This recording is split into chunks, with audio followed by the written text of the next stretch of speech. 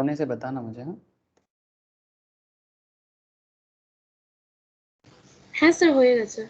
Okay okay sir, ठीक है sir. चलो, good morning to all of you again. अच्छा, तो बेसिकली ये जूरिस्प्रूडेंस एंड जनरल लॉ का क्लास है, और मतलब एग्जीक्यूटिव के हिसाब से सीएस के, सीए इंटर के हिसाब से ये company law and other law के पार्ट में जो है ना, अदर लॉ का पार्ट में ये आज का टॉपिक जो है स्पेशली इंटरप्रिटेशन ऑफ स्टैट्यूट्स। जैसे सीएस में बहुत सारा चीज़ है, जनरल लॉ जूरिस्प्रूडेंस में, सीए के अंदर बाकी मैटर्स जो है फाइनल लेवल में कुछ चीज़ें पढ़ा जाता है, सीएमए के केस में भी, बट सीएस में ये सब चीज़ एकदम डेप्थ के साथ। जैसे कि आप लोगों को पता है कि कंपनी सेक्रेटरी को एक कंपनी का लॉयर की तरह ही काम करना पड़ता है, सो काफ़ी डिटेल्स लॉ उनको जानना पड़ता है। ठीक है, वो सब तो आप लोगों को समझ में ऑलरेडी आ गया है। मैं आपको इंटरप्रिटेशन ऑफ स्टैट्यूट्स जो बातचीत चल रहा था हम लोगों का, उसी पर्टिकुलर पॉइंट पे आज फिर से बात स्टार्ट करूंगा। ठीक है, तो ये इंटरप्रिटेशन ऑफ स्टैट्यूट्स में सर ये इतना इंपॉर्टेंट है, इसीलिए मैं थोड़ा टाइम दे रहा हूँ इसमें। मतलब स्टैट्यूट्स का मतलब क्या होता है, सिंपल बात करें तो स्टैट्यूट्स मतलब लॉ होता है। और आप लोग बहुत सारा लॉ पढ़ते हो, आप कंपनी लॉ पढ़ते हो, आप बिजनेस लॉ पढ़ते हो, आप कमर्शियल लॉ पढ़ते हो, आप इंडस्ट्रियल लॉ पढ़ते हो, या लेबर लॉ के नाम से भी जानते हैं आप लोग। ठीक है, तो कहने का मतलब है कि as a C A student, C M A student, C A students, आपको ढेर सारा लॉ जानना पड़ता है। इकोनॉमिक लॉ है, हाँ सर, सिक्योरिटी लॉ है, मतलब सिर्फ इसी लेवल में तो सोचो कि अगर आप एलएलबी करते हैं तो आपको कितना सारा लॉ पढ़ना पड़ता। मतलब सिर्फ बिजनेस ओरिएंटेड एरिया में, मतलब ओनली बिजनेस, कंपनी, फार्म, ये सब चक्कर में आपको इतना सारा लॉ जानना पड़ता है।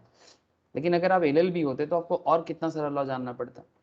तो चाहे आप लॉयर बनते, चाहे आप प्रोफेशनल लाइक चार्टर्ड सीएस या सीएमए बन रहे हो, डजंट मैटर, लेकिन ये इंटरप्रिटेशन ऑफ स्टैट्यूट्स आपको हर केस में चाहिए।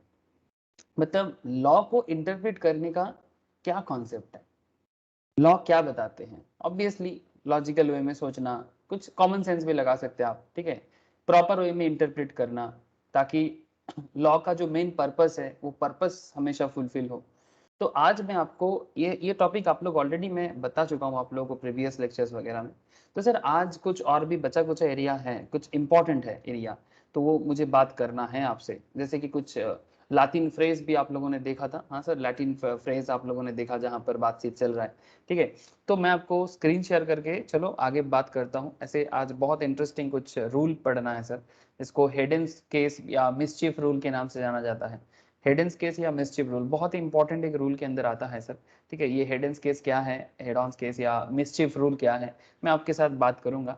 बहुत ही इंटरेस्टिंग कुछ केस लॉ के बारे में बात होगा, because interpretation of statutes actually case law को ही इंटरप्रेट करने का एक मतलब इम्पॉर्टेंट एरिया है सर। मतलब अगर आप कोई केस को इंटरप्रेट कर रहे हो, मतलब आप इंटरप्रिटेशन ऑफ स्टैट्यूट्स कर रहे हो।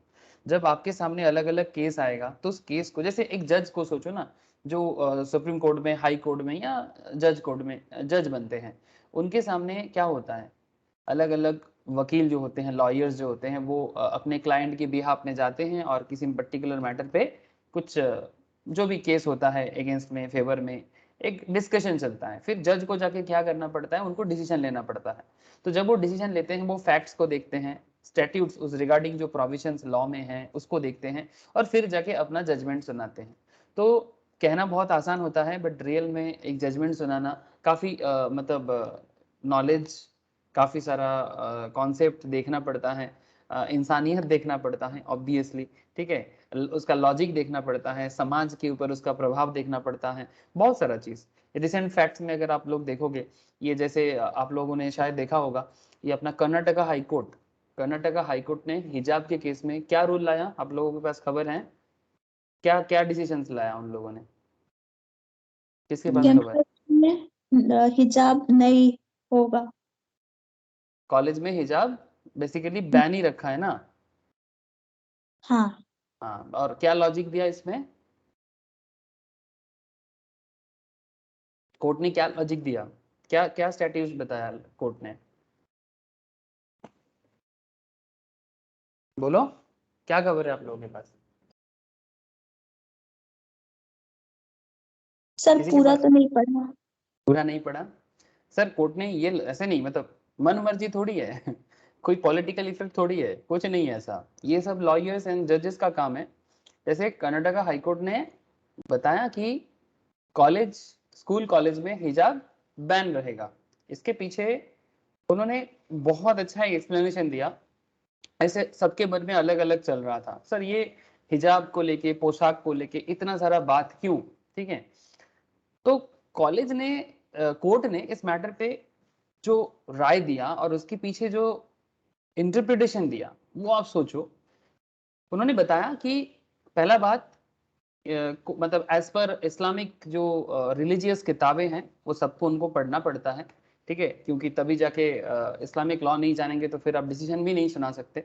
तो कहीं पर भी आप कोई भी इस्लाम स्कॉलर्स भी वही बात कर रहे हैं, जो इस्लामिक स्कॉलर्स हैं वो भी वही बात कर रहे हैं कि इस्लाम में कहीं पर भी ये बोला नहीं है कि हिजाब पहनना रिलीजियस मैंडेट है, मतलब कोई मैंडेटरी रिलीजियस पोशाक ये है नहीं, पहला बात। और जो बेसिकली जिन्होंने ये केस फाइल किया था उनका मानना था कि हिजाब हमारा अधिकार है, हमारा धर्म का मैटर है, ठीक है। लेकिन कहीं पर भी ये, कहीं पर भी इस्लामिक रूल्स में कहीं भी लिखा नहीं है और बोला नहीं है, ना तो हजरत मोहम्मद के थ्रू से और ना ही कहीं किसी किताबों में, कि ये मैंडेटरी है। बेसिकली एक पर्दा कॉन्सेप्ट है ये, जिसका कॉन्सेप्ट मैंडेटरी नहीं है, उसका भी अलग अलग पर्पस बोला गया है। मैं ज्यादा इस्लामिक मैटर पे नहीं जाऊंगा, बस आपको एक रिसेंट ट्रेंड के बारे में इसलिए बात कर रहा हूँ कि किसी भी फैक्ट्स या कॉन्सेप्ट जब आता है सर सोसाइटी में, समाज में, देश में, तो उसके ऊपर एक प्रॉपर इंटरप्रिटेशन होना जरूरी है। तो जज ने क्या डिसीजन दिया, बेंच ने अफेल्ड तो किया, बैन अभी भी उसको बरकरार रखा, लेकिन उन्होंने ये भी बताया कि स्कूल कॉलेज एक हार्मोनी, एक हार्मोनी क्रिएट करने वाला जगह है। मतलब वहां पर अगर आप अलग अलग पोशाक के बेसिस में जाओगे, आप अगर वहां पर जाके ये शो करना चाहते हो कि देखो भाई मैं इस ग्रुप का हूं, तुम उस ग्रुप के हो, तुम्हारा पोशाक अलग है, मेरा पोशाक अलग है, ठीक है, ये जो सब कोई अगर अपना अपना ड्रेस कोड बना लेगा, ठीक है, कोर्ट का ये मानना है कि अगर सब कोई अपना अपना ड्रेस कोड बना लेगा तो फिर स्कूल कॉलेज जो पर्पस के लिए बनाया गया है वो पर्पस ही समाज से खत्म हो जाएगा। स्कूल कॉलेज को किसी का धर्म को अच्छा बताने के लिए, या फिर इसका धर्म अच्छा है, उसका धर्म में ये बात नहीं है, या फिर हम लोग अलग अलग हैं, स्कूल कॉलेज बनाया जाता है लोगों को एक बनाने के लिए। तो फिर कोर्ट समाज व्यवस्था का न्यायालय है ना सर, उसका काम क्या होता है कि समाज व्यवस्था में हमेशा एक हार्मोनी बना रहे, समाज व्यवस्था में एक ट्रूथ हमेशा बने रहे। जैसे कि गलत फहमी है कि हिजाब मैंडेटरी है धर्म के हिसाब से, जो लोगों को पता ही नहीं है, जो फॉलोअर्स हैं, इवन नॉट जस्ट इस्लाम के केस में, मैं हिंदुओं को भी जानता हूँ, मैं खुद हिंदू हूँ, बहुत सारे रिचुअल्स हैं हमारे हिंदूज में, बट बहुत लोग हिंदू हैं बट दे डोंट नो कि ये रिचुअल्स क्यों हैं, इसका इसके पीछे का लॉजिक क्या है। ऐसा नहीं कि सिर्फ इस्लाम के लोग ही पता नहीं कि भाई क्यों क्यों करते हैं, उसके पीछे का रीजन नहीं, बहुत लोगों को पता नहीं है, ठीक है, पता नहीं है पर पता होना चाहिए, इसका मतलब क्या, ट्रूथ सामने आना चाहिए। दूसरा बात, स्कूल कॉलेज कोई मतलब भेदा भेद का जगह नहीं है, वो बेसिकली एक वापस में मिलने जुलने का जगह है। तो वहां पर इस तरह का कोई भी चीज जो डिफरेंशिएट क्रिएट करे उसको कभी भी कोर्ट प्रमोट नहीं करेगा। आपको बात समझ में आ रहा है? हेलो, ये इंटरप्रिटेशन आप लोगों को समझ में आया सर? ये जज ने बताया, ठीक है, ये सुप्रीम हाई कोर्ट के जज ने बताया। अब ये लोग मतलब जिनके अगेंस्ट में ये, जिन्होंने केस फाइल किया था, वो सुप्रीम कोर्ट जा सकते हैं, उनका फंडामेंटल राइट्स है। लेकिन इनमें एक्चुअली फंडामेंटल राइट्स को भी उन्होंने बोला था कि कौन क्या पोशाक पहनेगा वो उसका फंडामेंटल राइट्स है। तो फिर ये फंडामेंटल राइट्स जो कॉन्स्टिट्यूशन में लिखा है ये तो गलत है। लेकिन बात स्कूल कॉलेज का है, आप नॉर्मल लाइफ में पहनो, कौन मना कर रहा है आपको? बात समझो, आप नॉर्मल लाइफ में पहनो, कौन मना कर रहा है आपको? लेकिन आप, आपका मानसिकता क्या है वो बहुत इंपॉर्टेंट है यहाँ पर, आप समझ रहे हो ना? मोटिव क्या है, आप क्या दिखाना चाहते हो, आपका मोटिव क्या है, इज वेरी इंपॉर्टेंट यहाँ पर। मतलब जो केस फाइल किया है या फिर जो भी इस मैटर पे बेसिकली प्रोटेस्ट कर रहे हैं, उनका मानसिकता क्या है, मोटिव क्या है, वो करना क्या चाहता है, ये कोर्ट देख रहा है। जज इतना सिंप्लिसिटी में मैटर को नहीं देखता। कोई धर्म का भेदाभेद करना किसी भी कोर्ट का काम नहीं है और वो कभी नहीं करेगा। लेकिन पॉइंट इज दैट मोटिव क्या है। तो अगर मोटिव में फालतू का प्रोटेस्ट है, ठीक है, एक भेदाभेद क्रिएट करने का प्रोटेस्ट है, तो फिर वो मैटर आएगा। जिस तरह से एक प्रोटेस्ट क्रिएट हुआ था कि जो हिंदूपंथी हैं वो बोला कि फिर हम लोग गेरुआ पहन के आ जाएंगे, है ना। तो बात ऐसा नहीं है, बात ना तो गेरुआ गलत है ना तो हिजाब गलत है, बट आप उसको कहाँ किस तरह से यूज कर रहे हो ये गलत है ना सर। ना तो हिजाब गलत है ना तो गेरुआ गलत है, कोई गलत नहीं है, सबका अपना अपना पहचान है, ठीक है। लेकिन आप किस पर्पस में उसको यूज कर रहे हो, किस पर्सपेक्टिव में आप उसको यूज कर रहे हो, ये पर्सपेक्टिव, ये पर्पस, ये कॉन्टेक्स्ट, ये बहुत वाइटल होता है, जो जज को इंटरप्रेट करना पड़ता है, ठीक है। तो आपको ये आज जो मैं बताऊंगा, यहाँ पर भी ऐसे बहुत सारा केस में भी आपके साथ बातचीत करूंगा इंटरप्रिटेशन ऑफ स्टैट्यूट्स के अंदर, कि लॉ कितना इंपॉर्टेंट वे में हर चीज को सोचने में मजबूर करता है, और उसके पीछे कुछ rules regulations, primary rules, secondary rules आपके लिए बनाया गया है सर, ठीक है। कुछ कुछ एड्स हैं वो भी आपको मैं बताऊंगा। तो चलो मैं स्क्रीन शेयर करता हूँ, लेकिन पहले आप मुझे ये बताओ सर कि क्या आप लोगों को कॉन्सेप्ट समझ में आ रहा है। जिन लोगों ने प्रीवियस लेक्चर्स किया है उनको आई होप कि सब बात समझ में आ रहा है। अगर किसी का पुराना लेक्चर्स मिस है इंटरप्रिटेशन ऑफ स्टैट्यूट्स में, ठीक है, तो फिर उनको मैं बोलूंगा कि प्लीज पुराना लेक्चर जरूर सुने, क्योंकि वहां पर बेसिक चर्चा हम लोगों ने करके रखा। ये सीएस के सिलेबस में अगर मैं देखूँ, सीएस के सिलेबस में एग्जीक्यूटिव प्रोग्राम में आप देख सकते हो, जैसे कि हम लोग इससे पहले सोर्स ऑफ लॉ में बहुत डिटेल्स में बातचीत किया था। उसके बाद हम लोग कॉन्स्टिट्यूशन पे भी बात नहीं किया, कॉन्स्टिट्यूशन पे बातचीत करूंगा सर, डिटेल्स में बात होगा, इसके बाद ही मैं कॉन्स्टिट्यूशन को लाऊंगा। इंटरप्रिटेशन ऑफ स्टैट्यूट्स में बात चल रहा है, एंड फिर जनरल क्लॉज एक्ट में बातचीत होगा। तो इंटरप्रिटेशन ऑफ स्टैट्यूट्स दिख रहा है ना आप लोगों को। देखो क्या क्या पॉइंट मेनली यहाँ पर आपको मेंशन किया है। Need for interpretation of statute, आखिर इंटरप्रिटेशन ऑफ स्टैट्यूट या लॉ क्यों जरूरी है, प्रिंसिपल्स ऑफ इंटरप्रिटेशन क्या है, एड्स टू इंटरप्रिटेशन क्या है, लीगल टर्मिनोलॉजीज क्या है, रीडिंग अ बेयर एक्ट और साइटेशन ऑफ केसेस। मतलब बेयर एक्ट मतलब क्या है सर, ओरिजिनल एक्ट, ठीक है, मतलब एक्ट जिस तरह से बना हुआ है पब्लिक के लिए, उसी एक्ट का एक रेप्लिका जो हमारे सामने होता है, ठीक है। बहुत सारे बेयर एक्ट होता है, टॉप 5 में जैसे कि penal code, civil procedure code, tax laws, ठीक है, ये सब बेयर एक्ट के अंदर बहुत सारे इंपॉर्टेंट 5 बेयर एक्ट बहुत फेमस माना जाता है। इसके अलावा कोई भी एक्ट उसका ओरिजिनल कंटेक्स्ट के साथ, ओरिजिनल कंटेंट के साथ जो होता है वही बेयर एक्ट है। तो बेसिकली जो रूल्स रेगुलेशंस पढ़ने का तौर तरीका है वह आपको इंटरप्रिटेशन ऑफ स्टैट्यूट्स में देखना पड़ता है। जैसे कि ये जो नोट्स मैंने आप लोगों को शेयर किया था इंटरप्रिटेशन ऑफ स्टैट्यूट्स के ऊपर, इस नोट्स के अंदर मतलब इंटरप्रिटेशन ऑफ स्टैट्यूट्स का जो मटेरियल मैंने शेयर किया था आप लोगों को, सभी के पास है, अगर नहीं है किसी के पास तो मुझे ज़रूर बताइएगा सर। तो interpretation of statutes, deeds and documents, मतलब हम जब कोई स्टैट्यूट्स या लॉ पढ़ते हैं, डीड पढ़ते हैं, डॉक्यूमेंट्स पढ़ते हैं, तो उसको इंटरप्रेट करने का क्या तौर तरीका है, क्या सिस्टम है, लॉ ने क्या बता के रखा है ना। यही तो इस पर्टिकुलर टॉपिक का मतलब है, जो टॉपिक हम लोग अभी सीएस में, सीए में या सीएमए के लिए भी पढ़ाई करते हैं। ओके,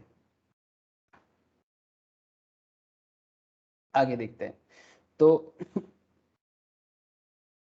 देखो सर, तो यहाँ पर क्या क्या बात है, इंट्रोडक्शन ऑफ रेलिवेंट टर्म्स, ठीक है, importance of interpretation of statutes, rules of interpretation, ये दोनों पॉइंट मैंने पूरा डिटेल्स डिस्कशन कर दिया sir. Introduction of relevant terms, ठीक है, importance of interpretation of statutes, ठीक है, एंड रूल्स ऑफ इंटरप्रिटेशन। एक सेकेंड होल्ड करो ना सर, कुछ लिंक का इशू है किसी का।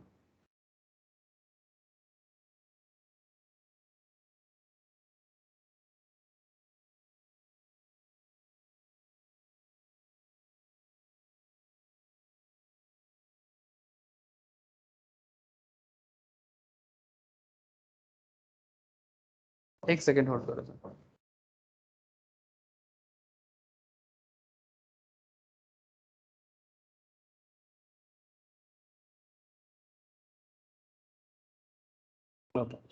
तो देखो सर, तो आज मैं आपको जो जैसे कि रूल्स ऑफ इंटरप्रिटेशन के बारे में बातचीत में ये भी मैंने चालू कर दिया था, जिसमें आपको मैं प्राइमरी रूल समझा दिया, सेकेंडरी रूल्स के अंदर कुछ बात आज करना है, और उसके बाद मैं आपको एड्स टू इंटरप्रिटेशन, उसके अंदर आपको मैं internal aids and external aids and rules of interpretation of deeds, documents, वगैरह जो नॉर्मल एक एरिया है कि किस तरह से डीड्स डॉक्यूमेंट्स को इंटरप्रेट करना चाहिए, इसका तौर तरीका मैं आपको बेसिकली समझाने का कोशिश करूंगा।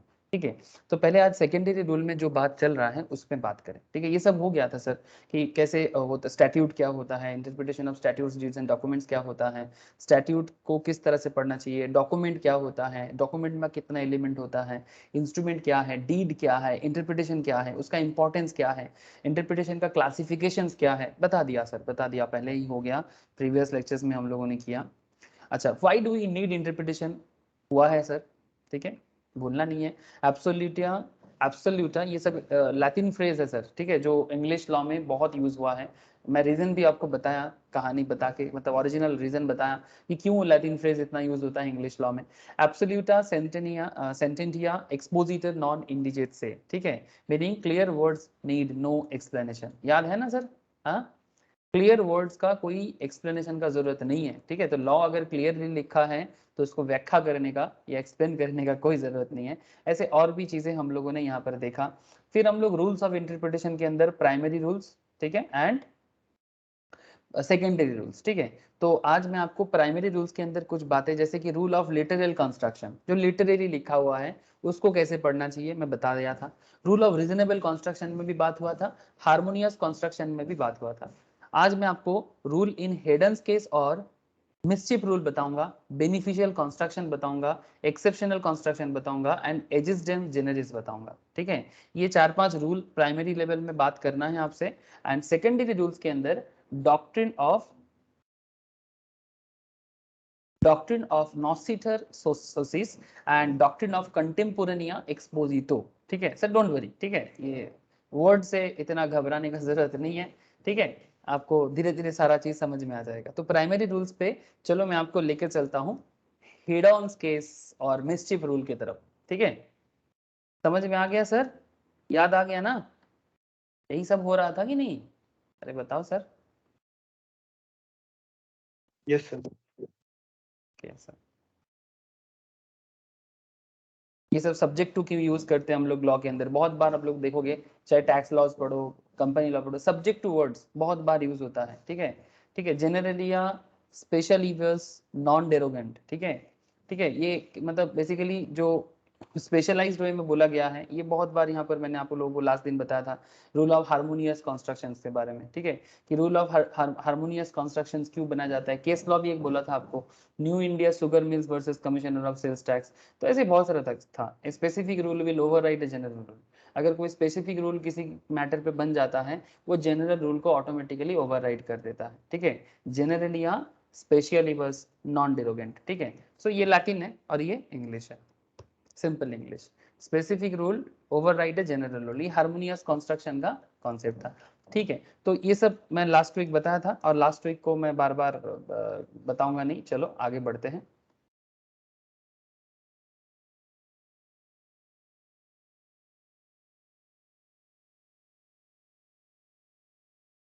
Rule in head on case और मिसचिफ रूल दिखाई दे रहा है सर?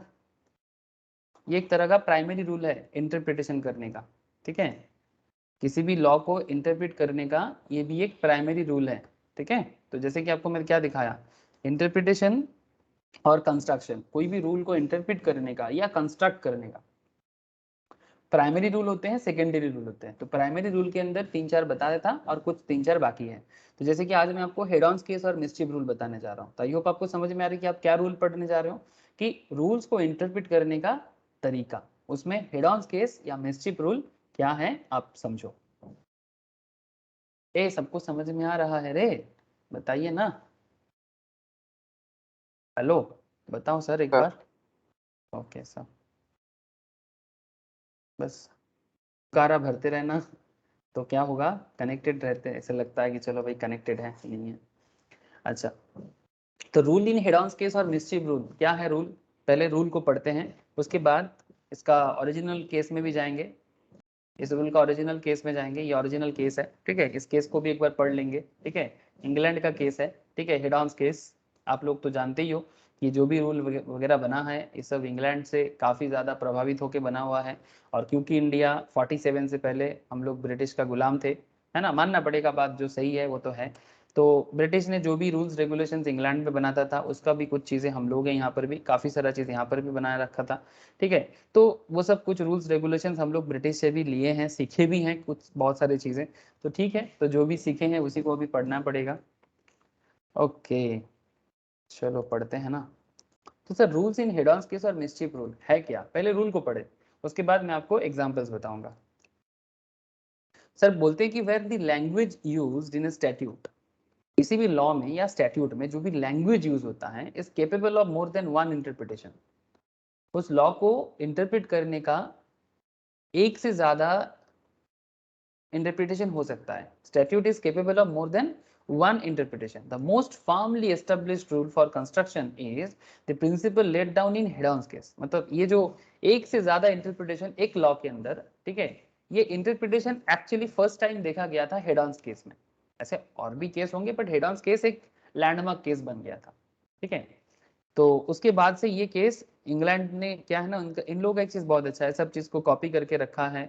हम लोग का भी था बट सब खत्म हो गया सर, ऐसा नहीं कि इंडिया में कुछ नहीं था, ये गलत फहमी है लोगों के मन में कि हमारा कुछ नहीं है, एक्चुअली सब जला दिया गया सर, बहुत लोगों ने रूल करके, ठीक है। इसलिए बाद में इन लोगों का जो चीज है, जो इनके पास अभी भी डॉक्यूमेंट एकदम बना हुआ है, ये हम लोग को पढ़ने को मिल जाता है। हमारा रूल्स रेगुलेशंस सब था, आप लोगों को पता है ना, मैं बार बार बोलता हूँ, मतलब मुझे हमेशा यही चीज खराब लगता है। हाँ बोलो सर। तक्षशिला और नालंदा को भी जला दिया। वेरी गुड सर, ठीक है, तो सब था हमारा पास, लेकिन हम लोग का चीज जला दिया गया सर। तो इसका मतलब ये कभी ना समझो कि यही लोग डेवलप है, हम लोग डेवलप नहीं है, ये परसेप्शन लेके बिल्कुल ना आगे बढ़ो सर, ये परसेप्शन इंडियंस को खत्म कर रहा है, ठीक है। लेकिन ठीक है, इनसे जो सीखने को मिला ये सीखते रहो, ठीक है, अच्छा है, किसी से भी सीखने को मिले आप जरूर सीखें, ठीक है। जैसे कल हमारे यहाँ पर जो काउंसिलर बना है, तो उन लोगों का एक भाषण चल रहा था, तो कान में आ रहा था, क्योंकि घर के बगल में ही काउंसिलर ऑफिस है। तो काउंसिलर एक बहुत अच्छा बात बोला, मेरे को सुन के अच्छा लगा, करेगा कितना आई डोंट नो। तो टीएमसी का काउंसिलर है, तो काउंसिलर बता रहे हैं कि अगर कोई सीपीएम का कोई अच्छा डॉक्टर है, कोई टीचर है जो सीपीएम करते हैं या बीजेपी करते हैं, लेकिन अगर उनसे किसी को कोई अच्छा ही होता है तो क्या वो अच्छा ही लेना नहीं चाहिए, जरूर लेना चाहिए, ठीक है। तो वही बात मुझे मुझे बहुत अच्छा लगा, अगर किसी का कोई अच्छा ही है, अगर उनसे कुछ सीखने को मिले, जानने को मिले, तो वो अच्छा ही जरूर लेना चाहिए, ठीक है। चाहे वो हमारे देश में रूल करे कि गए नहीं गए फर्क नहीं पड़ता, जैसे टीएमसी बता रहा है, कहीं कोई चाहे कोई सीपीएम करे, बीजेपी करे, लेकिन अगर कोई उसका अच्छा ही है जो समाज में अच्छा कर सकता है, तो अच्छा ही जरूर लेना चाहिए। That's a very good good, अच्छा अच्छा, मतलब एक बात कहा है, सुन के बहुत अच्छा लगा मुझे। The intention of this rule is always to make such construction as shall suppress the mischief. Now point, main point में आ जाओ सर। ये जो head on case और mischief rule है, इसमें क्या है, इसका मेन क्या बात है कि इंटेंशन ऑफ दिस रूल, इस रूल का इंटेंशन है always to make such construction as shall suppress the mischief, मतलब जो मिस्चिफ का मतलब होता है जो भी प्रॉब्लम, उसको मिस्चिफ कहते हैं, इसको बंगाली में बोलते हैं, मतलब दुष्टुमी टाइप है ना, मिस्चिवस या फिर मिस्चिफ, मतलब जो भी प्रॉब्लम सिचुएशंस है उसको सप्रेस कर सकते हैं। सप्रेस मतलब छुपा देना या रोक देना, ठीक है। The intention of this rule is always to make such construction as shall suppress the mischief and advance the remedy, या तो आप मिस्चिफ को सप्रेस कर दो या फिर आप रेमेडी को एडवांस कर दो according to the true intention of the legislation. तो किसी भी लॉ में दो कॉन्सेप्ट एक साथ चल रहा है, एक तरफ आप सप्रेस कर रहे हो, कोई कोई खराब चीज है, कोई पुराने कोई भी प्रॉब्लम है, उस प्रॉब्लम को आप सप्रेस करोगे, और साथ में आप जो रेमेडी है उस प्रॉब्लम का उसको एडवांस करोगे, एट ए टाइम दोनों चलेगा। कैसे होगा सर? सर इसके लिए आपको हेड ऑन केस समझना पड़ेगा। In Hedon's case, it was laid down by the barons of Exchequer that for the true and sure interpretation of all statutes in general, four things are to be discerned and considered.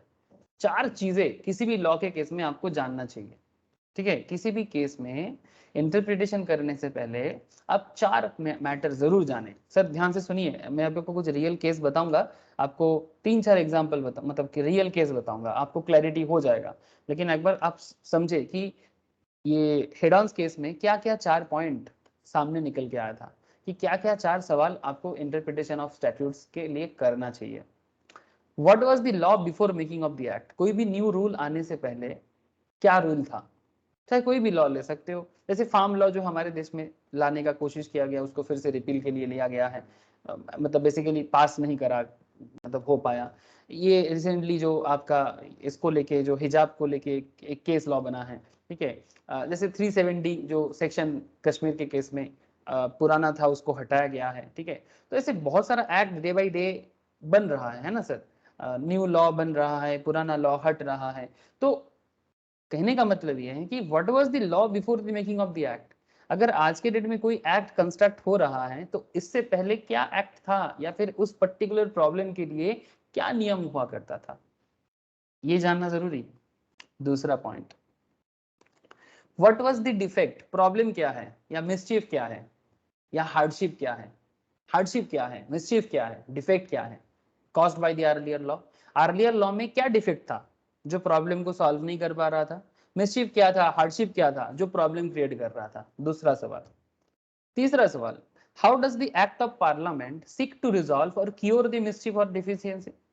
Parliament इस जो भी problem है समाज में, देश में, personal matter में, जो भी प्रॉब्लम हो, परिवार में, है ना, समाज देश परिवार यही तो है, और क्या, ठीक है। इसको लेके जो भी चीजें हैं, परिवार को ठीक करना, समाज को ठीक करना, देश को ठीक करना। एक एक परिवार को देखो एक समाज बन जाएगा, समाज को देखो देश बन जाएगा।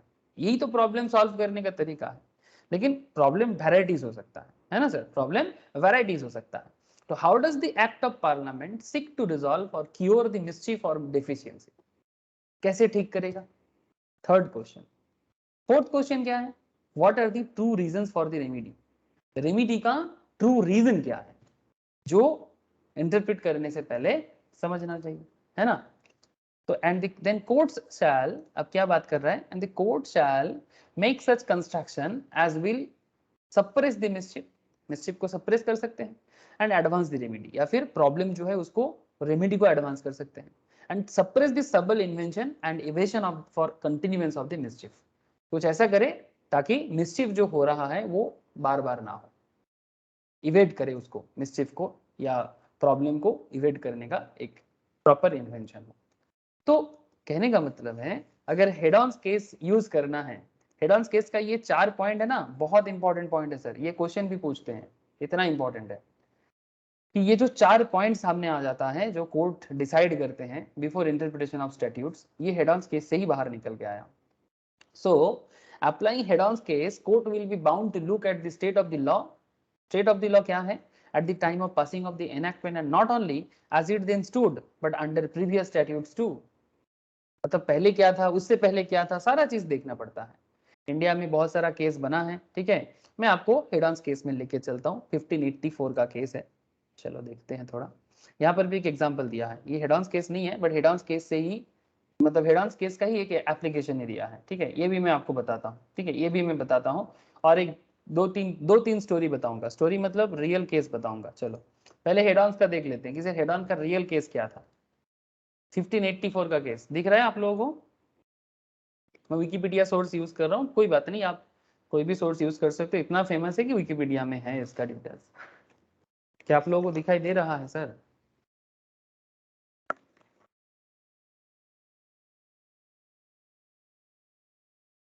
हेलो, है सर। Okay sir. तो देखिए हेड ऑन का केस क्या है, क्या बताता है। ओके, इंग्लैंड का केस है, जज कौन थे, रॉजर मैनोड, ठीक है। तो कीवर्ड्स क्या है, मिसचीफ रूल, ठीक है, मिसचीफ रूल या head on case.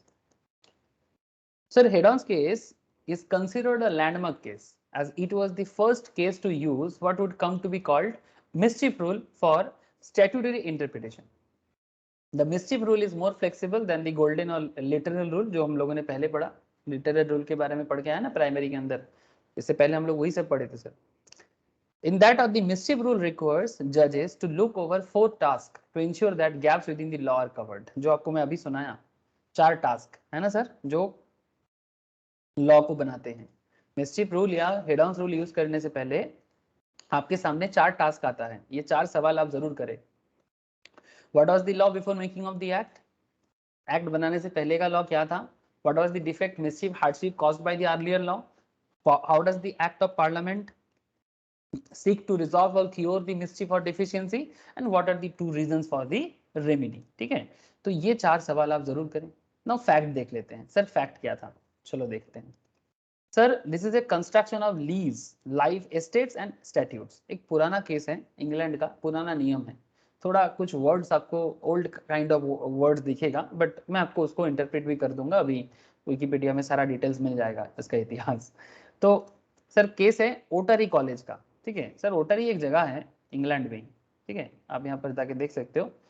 Is a town and civil parish in East Devon district of Devon England, ठीक है, ऑन द रिवर ओटर, ठीक है, जो एक्स्टर से कुछ 16 किलोमीटर दूर में एक शहर है। तो बेसिकली एक ओटरी कॉलेज का रिलीजियस कॉलेज था उन दिनों, 1584 का बात है ना सर। उन दिनों ज्यादातर रिलीजियस कॉलेज ही हुआ करता था, ठीक है। हमारे देश में भी वही हुआ था, यूरोप में भी ऐसा होता था, ये अरबियंस में भी ऐसे होते थे, रिलीजियस कॉलेज वगैरह ही चलता था, वहीं पर इंसान को जिंदगी का पाठ पढ़ाया जाता था। हाँ सर, एक्चुअली यही पुराना सिस्टम था, ठीक है, मॉडर्न एजुकेशन से पहले यही सिस्टम हुआ करता था। एक्चुअली एवरीथिंग इज रिलीजियस, आजकल रिलीजियस का मतलब थोड़ा अलग हो गया है। Orteri College, a religious college, gave a tenancy दिया in a manner also called otary to a man, ठीक है, to a man, ठीक है, named in the case of report simply as where। इस केस में जो रिपोर्ट में जो आया था उसका नाम है where, ठीक है। तो where को एंड उसके सन, where and his son also referred to as where, ठीक है। तो where एंड उसके सन को ओटरी कॉलेज ने एक्चुअली कुछ टेनेंसी कुछ दिया, कुछ एरिया दिया ऑक्युपाई करने के लिए भाड़े पे, इस टाइप का। The tenancy was established by copy hold. ये जो टेनेंसी हुआ था ये एक्चुअली एक कॉपी होल्ड कॉन्सेप्ट में हुआ था सर। कॉपी होल्ड एक क्या है सर, एक तरह का लैंड, जमीन का होता है ना, किसी भी जमीन को पकड़ने के लिए एक तरीका होता था पुराने इंग्लैंड के नियम में। Copy hold tenure was a form of customary tenure of land. ज्यादा दिमाग में लेने का जरूरत नहीं है, जस्ट कान में रखो, ठीक है, मैं थोड़ा डिटेल्स बता दे रहा हूँ आपको। Copy hold tenure was a form of customary tenure of land common in England from the middle ages. The land was held according to the custom of the manor and the maid of landholding took its name from the fact that the title deed received by the tenant was a copy of the relevant entry in the manorial court roll, ठीक है। तो basically ये पुराने England का एक rules है जमीन use करने का, ठीक है। तो यहाँ पर ये जो ओटरी कॉलेज है, वेर बोल के जो यहाँ पर है, ठीक है, वेर को या वेर के सन है उनको कुछ जमीन दिया। The tenancy was established by copyhold, Ware and his son held their copyhold for their lives subject to the will of the lord and custom of the manor। the ware's copyhold was part of a parcel also occupied some tenants at will। Later मतलब actually उनके पास भी सारा का सारा जमीन का जो डिटेल्स वगैरह उनका पूरा का पूरा ऑक्यूपेंसी था जमीन पे।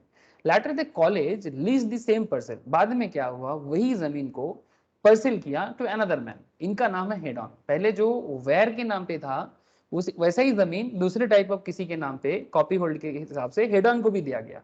अब बात को समझो, ओटरी कॉलेज का कोई टेनेंसी कॉन्सेप्ट में कोई जगह दिया जा रहा था, जैसे पहले वेयर को दिया गया था एंड इसके बच्चे को, मतलब heir and his representative, legal representative son को। Now point is that similar kind में heirs copyhold was part of a parcel also occupied by some tenants at will।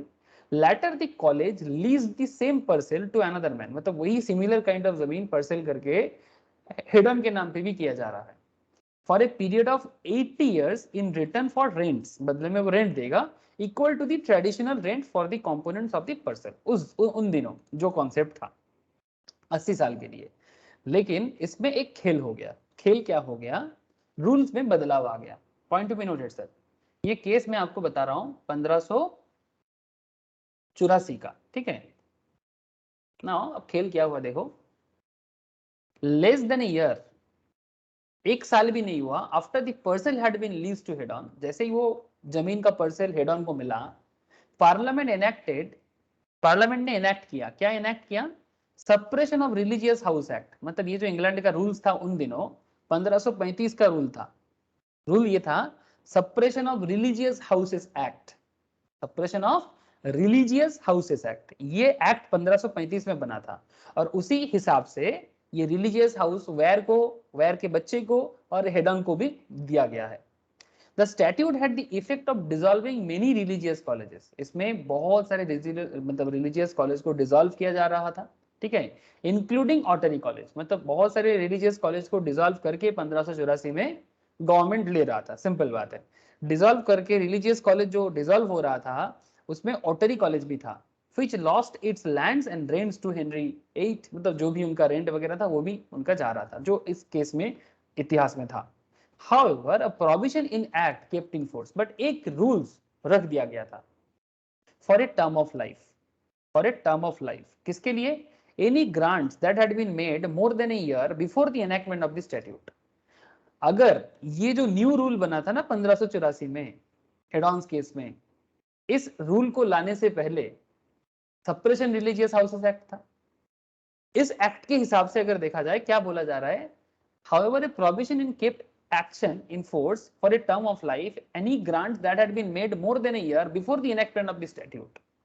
तो हमारे इस केस में क्या हुआ, the court of exchequer found that grant to heirs was protected by the relevant provisions of the act।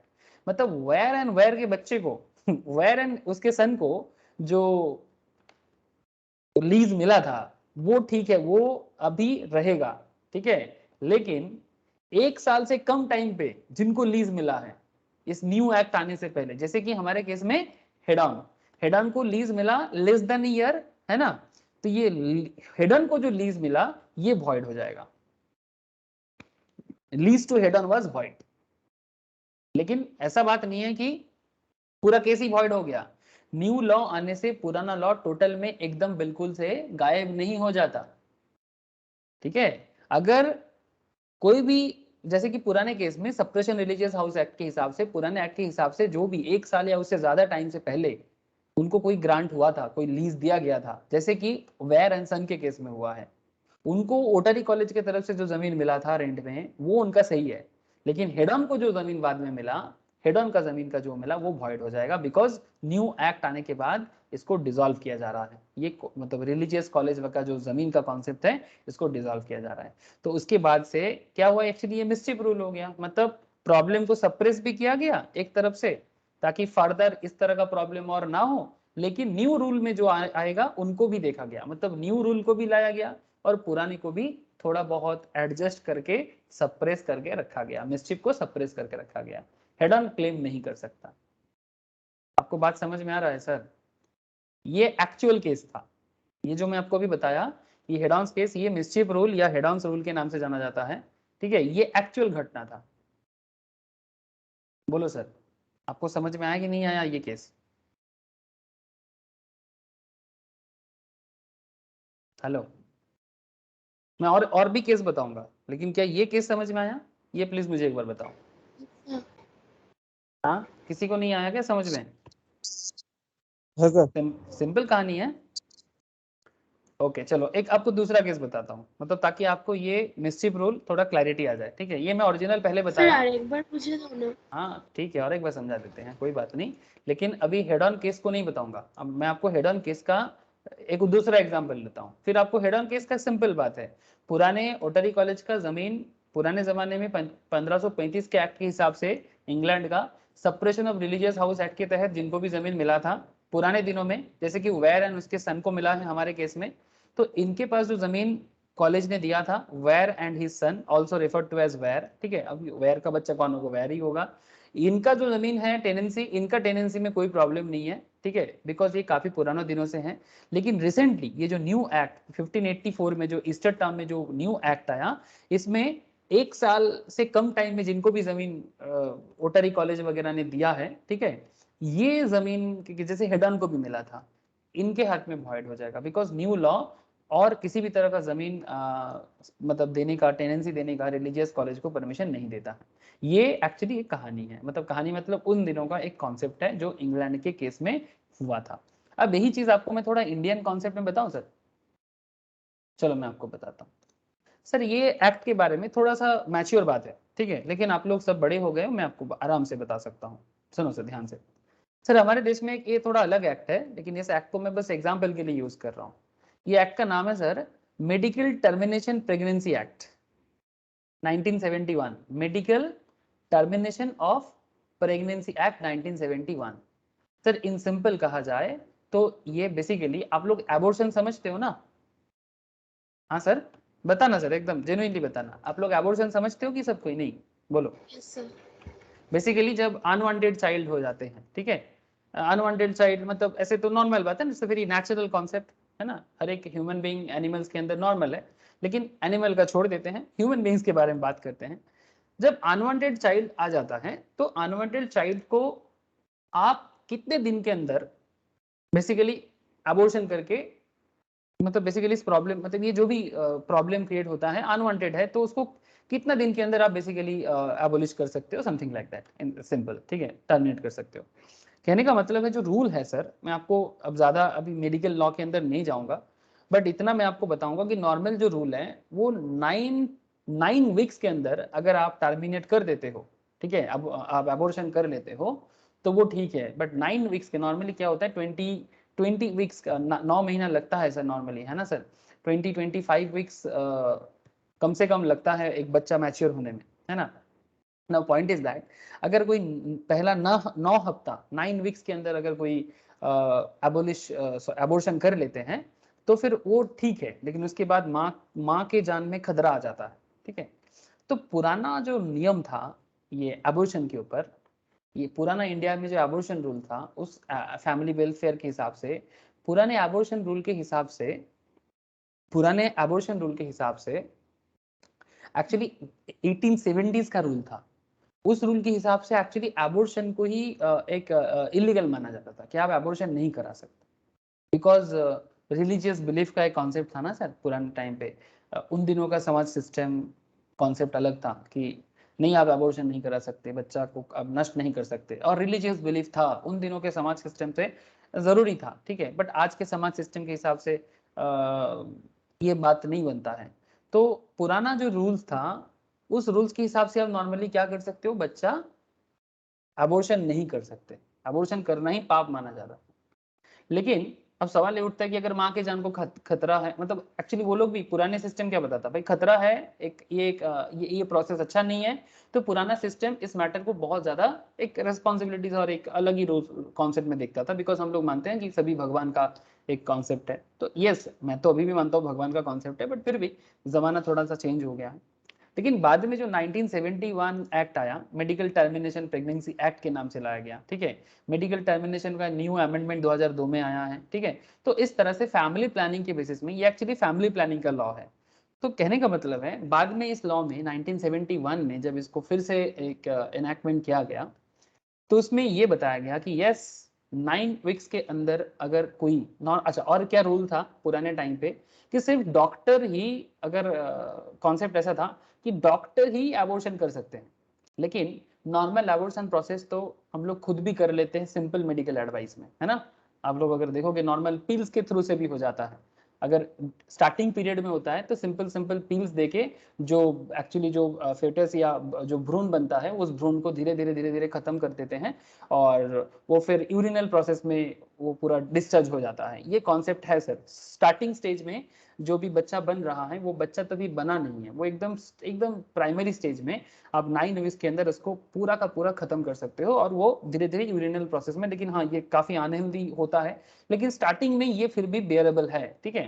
लेकिन एक certain age के बाद आप ऐसा नहीं कर पाओगे, तो उसके बाद अगर आपको कुछ करना है, जैसे 9 वीक्स के बाद भी अगर आपको कुछ करना है, ठीक है, तो इन दैट केस आपको डॉक्टर से करवाना होगा, या फिर 20 मंथ्स के अंदर भी अगर आप करना चाहते हो, 20 महीने के अंदर, ठीक है, 4-5 महीने से पहले कम से कम, ठीक है, 5 मंथ से पहले अगर आप करवाना चाहते हो तो भी कर सकते हो, पर डॉक्टर कर सकता है, ठीक है, बात समझो।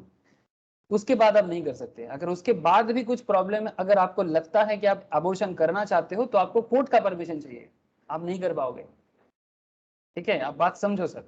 तो स्टार्टिंग पॉइंट में एक सिंपल नर्स या किसी भी मेडिकल प्रैक्टिशनर्स के सलाह पे आप कर सकते हो, ठीक है, नॉर्मल जो नॉर्मल मेडिकल प्रैक्टिशनर्स या नर्स जो है। लेकिन एक सर्टेन 5 महीने मतलब 9 हफ्ता के बाद 5 महीने से पहले आप नॉर्मल डॉक्टर से ही करवा सकते हो, डॉक्टर के बिना कोई इसमें काम नहीं कर सकता। लेकिन उसके बाद अगर आप करना चाहते हो तो नॉर्मली ना है, आप नहीं कर सकते अबॉर्शन, बट कोर्ट से स्पेशल परमिशन अगर आपको बाई चांस मिले तो, नॉर्मली नहीं मिलता है, ठीक है।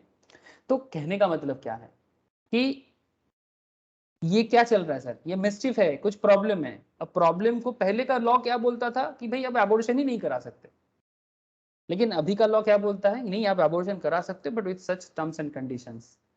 स्टार्टिंग 9 मंथ्स में आप खुद भी कर सकते हो विद सिंपल नर्सिंग सलाह से। एक्चुअली इसमें एक पुराना, इसका भी इंग्लैंड का केस है कि वो नर्स ने केस कर दिया था कि सिर्फ डॉक्टर क्यों, हम लोग भी तो करते हैं, ठीक है, उनका भी मेडिकल प्रैक्टिस एक हल्का हो जाता था। तो रूल्स ने बताया कि 9 मंथ से पहले, 9 वीक से पहले अगर है तो नर्स भी कर सकता है, तो ये बताया गया। फिर उसके बाद का केस है तो डॉक्टर करेगा, उसके बाद नहीं हो सकता, अगर स्पेशल सर्कमस्टेंसेस हो तो कोर्ट का परमिशन चाहिए।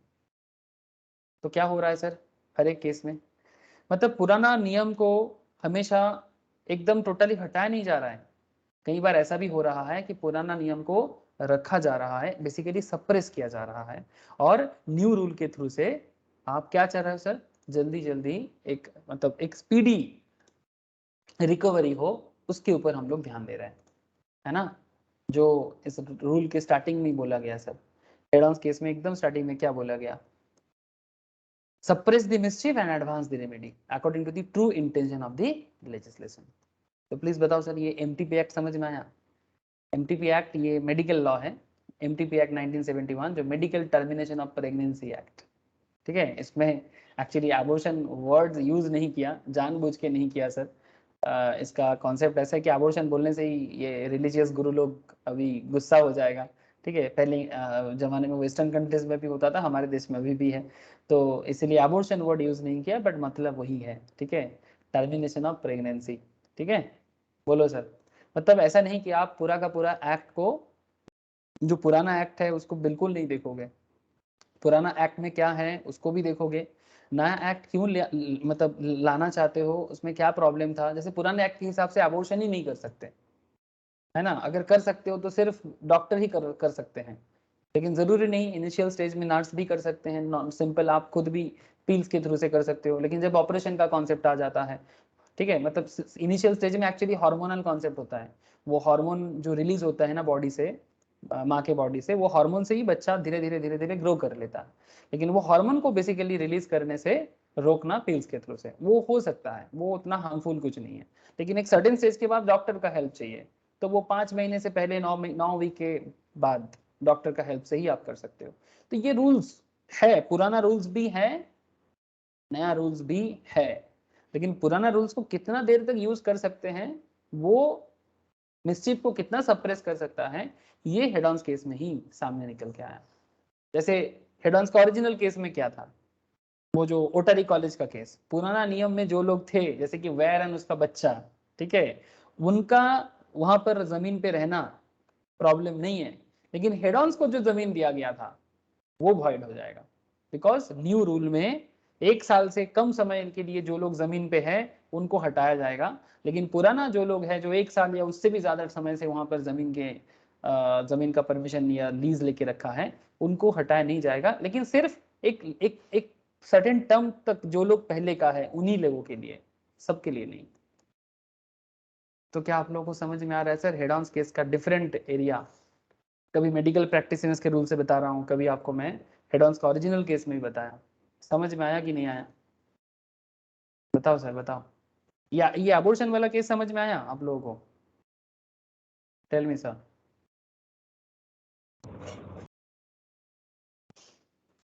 अरे सबको समझ में आ रहा है ना? हाँ sir.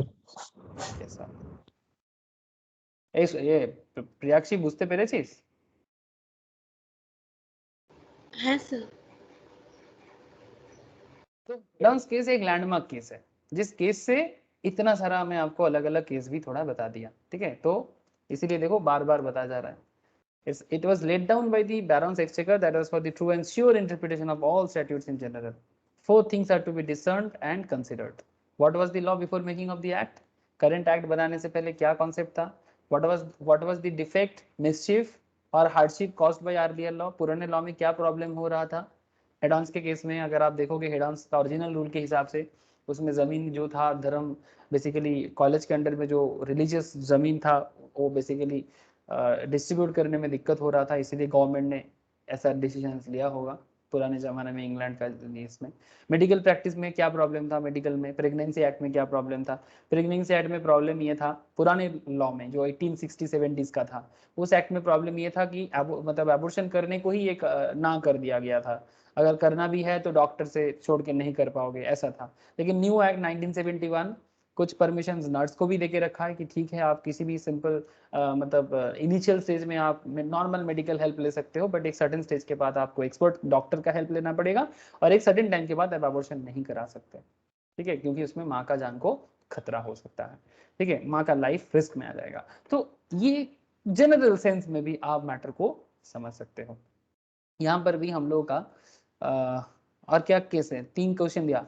What does the act of parliament seek to resolve, parliament क्या प्रॉब्लम रिजॉल्व करना चाहता है, क्या प्रॉब्लम क्योर करना चाहता है, कौन सा डेफिशिएंसी हटाना चाहता है, and what are the true reasons for the remedy.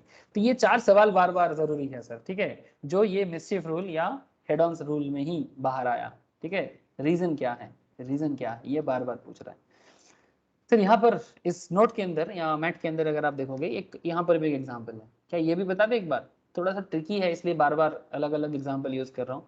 ऐसे ये लॉ भी कुछ खराब नहीं है, ये वाला एग्जाम्पल भी। Application of this mischief rule is also well found in the construction of section 2 subsection 2 of the Price Competition Act। तो ये प्राइस कंपटीशन एक्ट 1955 का एक एक्ट है।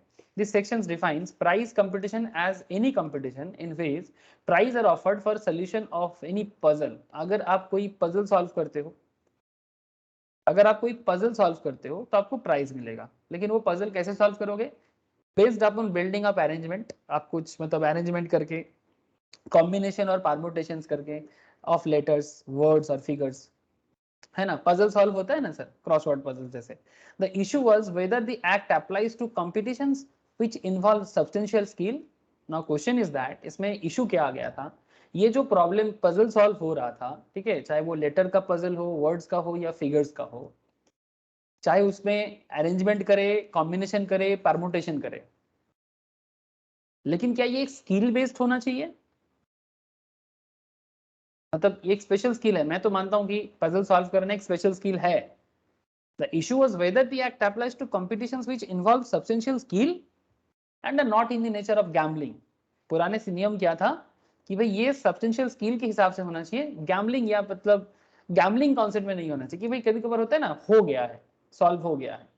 But Supreme Court after referring to the previous state of law, ये पुराना law को देखने के बाद, to the mischief that continued under that law and to resolutions of various states under article 252 subsection 1 authorizing parliament to pass the act, has stated as follows: having regard to the history of the legislation, the declared object thereof and the wording of the statute, we are of opinion that competition which are sought to be controlled and regulated by the act, competitions को act के through से regulate किया जाएगा, और only those competition in which success does not depend on any substantial degree और skill. Success का मतलब कोई स्पेशल स्किल या डिग्री होगा ऐसा जरूरी नहीं है। अगर कोई गैम्बलिंग करके भी सक्सेस होता है उसे भी सक्सेस माना जाएगा। तो पुराना नियम में गैम्बलिंग को रखा नहीं गया था, मतलब इस तरह का जो कंपटीशन एक्ट है, लेकिन अगर कोई गैम्बलिंग करके भी जीत जाते हैं तो उसे भी लॉ में जगह दिया गया, बट हाँ लॉ उसको जरूर कंट्रोल करेगा। अब गैम्बलिंग होता है ना, कई बार हो जाता है, ठीक है, तो ठीक है, अगर गेम है, गेम में हो सकता है कुछ भी, लेकिन इसके लिए आप डिग्री ऑफ सब्सटेंशियल स्किल इसको कैसे आइडेंटिफाई करोगे, नॉट ऑलवेज पॉसिबल, ठीक है। सो इसलिए यहाँ पर क्या बोला, does not depend on any substantial degree और स्किल। कंपटीशन एक्ट में, sorry price competition act, not competition act, price competition act 1955 में सिर्फ सब्सटेंशियल स्किल को माना जाता था, लेकिन बाद में गैम्बलिंग नेचर को भी कंपटीशन जीतने का एक तरीका बनाया गया। तो पुराने को, ऐसा नहीं कि पुराने रूल को हटाया गया, पुराना रूल भी है, बट साथ में गैम्बलिंग को भी एडिशन किया गया। RMD Chamarbagwala versus Union of India, All India reporting 1957, Supreme Court 628, case number. Yes बोलो सर, आई होप ये भी समझ में आया होगा आपको। ये भी हेड ऑन केस से ही सामने आया सर। पुराना रूल्स एकदम से हट नहीं जाता और नया रूल्स को एकदम से अप्लाई नहीं किया जाता, देखा जाता है कि कितना जस्टिफिकेशन है, नहीं है, एवरीथिंग सब कुछ देख दाख के ही फिर बाद में और भी अगर कुछ प्रॉब्लम होगा तो फिर भी उस केस में फिर से बात आ सकता है। बट लॉ इसी तरह से अलग अलग case, concept, legal area, market में क्या हुआ है, पहले क्या हुआ है, इतिहास में क्या हुआ है, सब चीजों को देखना पड़ता है। बोलो सर, समझ में आ गया head on rule, head on mischief rule या head on case? Primary rule का एक बहुत ही अच्छा क्वेश्चन था। यहाँ से एक क्वेश्चन भी आता है, बहुत फेमस क्वेश्चन है, आपको इस मैट के नीचे मिलेगा। यहाँ पर मैंने कुछ 8-10 क्वेश्चन दिया है, आपको एक क्वेश्चन यहाँ पर मिल जाएगा सर। ये देखो, सिंपल क्वेश्चन है, explain the rule in head on case while interpreting the statutes, coating an example. Example के साथ हेड ऑन केस बताओ, तो कैसे लिखोगे? Where the language used in a statute is capable of more than one interpretation. The most firmly established rule for construction is the principle laid down in the head-on case. The rule enables consideration of 4 matters in constituting an act. जब भी कोई act बना जाए तो उसमें 4 matter को जरूर देखा जाए, ठीक है। फर्स्ट, आपको बार बार बोल रहा हूं सर, कैसे क्वेश्चन लिखना है ये भी देख लो। What was the law before making of the act? What was the mischief or defect for which the law did not provide? जो पहले के लॉ नहीं दे पाता था। What is the remedy that act has provided and what is the reason for the remedy? The rules then direct that the court must adopt that construction which shall suppress the mischief and advance the remedy. Suppress the mischief, ये word लिखना, ये sentence बहुत important है, हाँ sir. Suppress the mischief and advance the remedy. Therefore, even in a case where the usual meaning of the language used falls short of the whole object of the legislature, a more extended meaning may be attributed. अगर कहीं पर भी language अगर थोड़ा short भी लगता है, मतलब ऐसा लगता है कि पूरा बात कंप्लीट नहीं हो रहा है, तो इन दैट केस कोर्ट क्या करेगा, जज क्या करेगा, उसको एक्सटेंड करेगा, उसका मतलब को जानने का कोशिश करेगा, ठीक है। मोर एक्सटेंडेड मीनिंग में be attributed to the words provided they are fairly susceptible of it, मतलब जितना हो सके उसको सिमिलर करने का कोशिश करेगा। If the object of any enactment is public safety, किसी भी लॉ का ऑब्जेक्ट क्या होना चाहिए, public safety, then its working must be interpreted widely to give effect to that object, जिसमें पब्लिक को सेफ्टी मिले। Thus, in case of Workmen Compensation Act 1923, ये वर्क्समैन कंपेंसेशन एक्ट, ये आपका लेबर लॉ का ये एक्ट है, ठीक है। The main object being provision of compensation to workman. Workmen's compensation act 1923 जब बना था, इसका मेन ऑब्जेक्टिव क्या था कि वर्कमैन जो फैक्ट्री में, इंडस्ट्री में काम करते हैं, उनका अच्छाई देखना, भलाई करना, वो उसका मेन ऑब्जेक्टिव था। The main object being provision of compensation to workmen, it was held that the act ought to be so construed, मतलब उसी मैटर को देखना चाहिए as far as possible so as to give effect to its primary provisions, ठीक है। However, it has been emphasized by the Supreme Court that the rule in head-on case is applicable only when words used are ambiguous and are reasonably capable of more than one meaning, ठीक है। जो भी words use किया है वो ambiguous है, मतलब clear cut नहीं है, ठीक है, and reasonably capable of more than one meaning, जिसका एक से ज्यादा मतलब निकल के आ रहा है, ऐसे केस में ही हेड ऑन रूल्स यूज किया जाए, ठीक है। तो जब भी आप देखो कि रूल जो आया है, उस रूल में या जो भी लॉ है उसमें एक से ज्यादा मतलब हो रहा है या एम्बिग्यूटी है, एम्बिग्यूटी या एम्बिगस का मतलब होता है जो क्लियर कट नहीं है, तो ऐसे केस में हम हेड ऑन केस यूज करते हैं। Commissioner of income tax versus Sodra Devi के केस में भी ये बात एक्चुअली कोर्ट ने बताया। आई होप कि आपको क्वेश्चन लिखना कैसे है इसका भी समझ आ रहा होगा। यहाँ पर दूसरा लॉ को यूज किया गया, जरूरी नहीं है हमेशा एक ही लॉ यूज करें। जैसे मैंने आपको भी एग्जांपल दिया ना मेडिकल का, प्रेगनेंसी एक्ट का, आप उसका भी एग्जांपल यूज कर सकते हो, बट कोई बात नहीं, आप यहाँ पर वर्कमैन कंपेंसेशन यूज कर लेना, ठीक है। सो इस तरह से आपको जवाब देना पड़ता है। बोलो सर, क्वेश्चन लिखने का तरीका समझ में आ गया?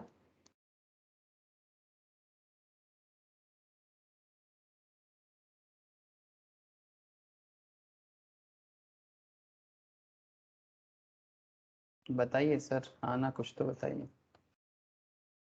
Yes, sir. কিরে রশনি তথা বলো স্যার, বোঝা যাচ্ছে কি যাচ্ছে না? है दादा। Yes, sir. साक्षी, शिवम, क्लियर हो रहा है ना बाबू? बोलो। है सर। तो रूल ऑफ बेनिफिशियल कंस्ट्रक्शन देखो, दिस इज स्ट्रिक्टली, ये भी प्राइमरी है, ठीक है। Rule of beneficial construction, this is strictly speaking not a rule but a method of interpreting a provisions liberally so as to give effect to the declared intention of legislation. Legislation जिस purpose के लिए बना गया है उसको actually use करना। Beneficial construction will be given to a statute which brings into effect provisions for improving the conditions of certain classes of people who are underprivileged or who have not been treated fairly in the past, जिनके साथ पहले अच्छा नहीं हुआ, तभी तो उनको under privilege कहा जाता है ना। जैसे हमारे सोसाइटी में शेड्यूल कास्ट, शेड्यूल ट्राइब्स, ठीक है, जिनके साथ किसी भी कारण से पहले समाज में अच्छा नहीं हुआ है, पीड़ित है, अंडर प्रिविलेज्ड है, ठीक है, सुविधा नहीं मिला था, एडुकेशन नहीं मिला था, हेल्थ नहीं मिला था, प्रॉपर फूड नहीं मिला था, due to any reason, political problem, colonial problem, due to any reason. अगर कोई भी पहले ऐसे अंडर प्रिविलेज था, ठीक है, who have not been treated fairly in the past, in such cases it is permissible to give an extended meaning to words and clauses to an enactments. In that case law क्या बताते हैं कि आप मतलब को और extend करो, words and clause को enactment करने से पहले और उसका मतलब समझो, but this can only be done when two constructions are reasonably possible and not when the words in a statute are quite unique vocal, ठीक है, unique vocal। ना मतलब क्या है कि आपको तभी इस तरह का प्रॉब्लम को यूज करना चाहिए, जैसे कि ये जो मैंने आपको अभी बताया, ठीक है। बेनिफिशियल कंस्ट्रक्शन मतलब बेनिफिशियल कंस्ट्रक्शन तभी आपको बनाना चाहिए जिस पॉइंट में आपको समझ में आया ना सर, अंडर प्रिविलेज्ड के लिए बेसिकली, ठीक है। अगर अंडर प्रिविलेज्ड कहीं पर भी कोई किसी के साथ किसी भी तरह का अंडर प्रिविलेज मैटर आ रहा है तो उनके हित में काम करना चाहिए ना। आप समझ रहे हैं ना? हाँ बोलो सर। ये रिजर्वेशन सिस्टम वाला एग्जाम्पल ले सकते हैं कि इसमें? बिल्कुल बिल्कुल वही तो है, बिल्कुल ले सकते हो ना, इसीलिए तो मैंने SC/ST वाला बोला, ठीक है, इसीलिए तो SC/ST वाला बोला। मतलब लॉ उसको आगे बढ़ के देखेगा। जैसे एक तरफ कॉन्स्टिट्यूशन क्या कहता है, सबको इक्वल नजर से देखने का बात करता है, लेकिन फिर किसी को बेनिफिट भी दे देता है ना। एक तरफ लॉ बताते हैं कि सबको इक्वल नजर से देखो, ठीक है, फिर कुछ देर बाद बोलते हैं कि इसके लिए बेनिफिट हो गया है। जैसे ये रिसेंटली आप लोग देखोगे कि जैसे हमारे हर एक स्टेट में है कि जो गरीब है, पिछड़ा हुआ है, जिनका इनकम खराब है, जिनका जो शेड्यूल कास्ट या शेड्यूल ट्राइब के अंदर आता है, ठीक है, जो पिछड़ा हुआ में काउंट होता है, OBC कास्ट भी एक अलग से होता है, ठीक है। तो समाज में जो भी किसी भी कारण से इसको लेके काफी विवाद है, आई नो, बट ये विवाद इसलिए हो रहा है बिकॉज समाज पहले से काफी बैलेंस हुआ है। अगर आप लोग 1970 या 60 के टाइम पे हम लोग होते तो शायद हम लोग ये बात नहीं करते। आप बात समझ रहे हो? ये अगर हम लोगों का जन्म 1960-70s के दौरान होता तो शायद हम लोग ये कोटा सिस्टम के अगेंस्ट में आवाज नहीं उठा पाते। क्यों? बिकॉज कोटा सिस्टम आने के बाद जो जो पीड़ित थे, जो अंडर प्रिविलेज थे, उनको सामने लाया गया, है ना, उनको बेनिफिट दिया गया, उनको एजुकेशन दिया गया, उनको प्रॉपर हेल्थ बेनिफिट दिया गया, जो हेल्थ उनको चाहिए, प्रॉपर फूड दिया गया जो पहले उनको नहीं मिलता था। अब ट्राइबल एरिया में जाओगे तो आपको देखने को मिलेगा अभी भी वो समाज से कितना ज्यादा पिछड़ा हुआ है, ठीक है, बहुत सारे ऐसे ट्राइबल एरिया है। हाँ हाँ, एक तरफ से मैं कभी कभी मानता हूँ कि ट्राइबल्स अपने जगह में सही है उनको ये सो कॉल्ड डेवलप के अंदर नहीं आना चाहिए, बट फिर भी अलग बात है, वो दूसरा कॉन्सेप्ट है, वो दूसरा कॉन्सेप्ट है जो मैं भी थोड़ा बहुत बोल दिया। बट ठीक है, अगर बात है कि अगर सबको इक्वलिटी में आना है तो जो पिछड़ा हुआ है उनको तो सामने लाना पड़ेगा। तो यही है एक्चुअली ये रूल ऑफ बेनिफिशियल कंस्ट्रक्शन, मतलब रूल बनाने के टाइम पे ये देखना पड़ता है। यूनिक वोकल का मतलब होता है लिविंग नो डाउट या फिर अनएम्बिगियस, मतलब एकदम क्लियर कट बात होना चाहिए, ठीक है। Not when the words are statutory quite unequivocal, मतलब अनइक्विवोकल। अनइक्विवोकल या इसका मतलब ये हो जाएगा सर, ये बेसिकली अनएम्बिगियस होना चाहिए, मतलब क्लियर कट होना चाहिए, तब आप ये नहीं यूज नहीं कर सकते, ठीक है।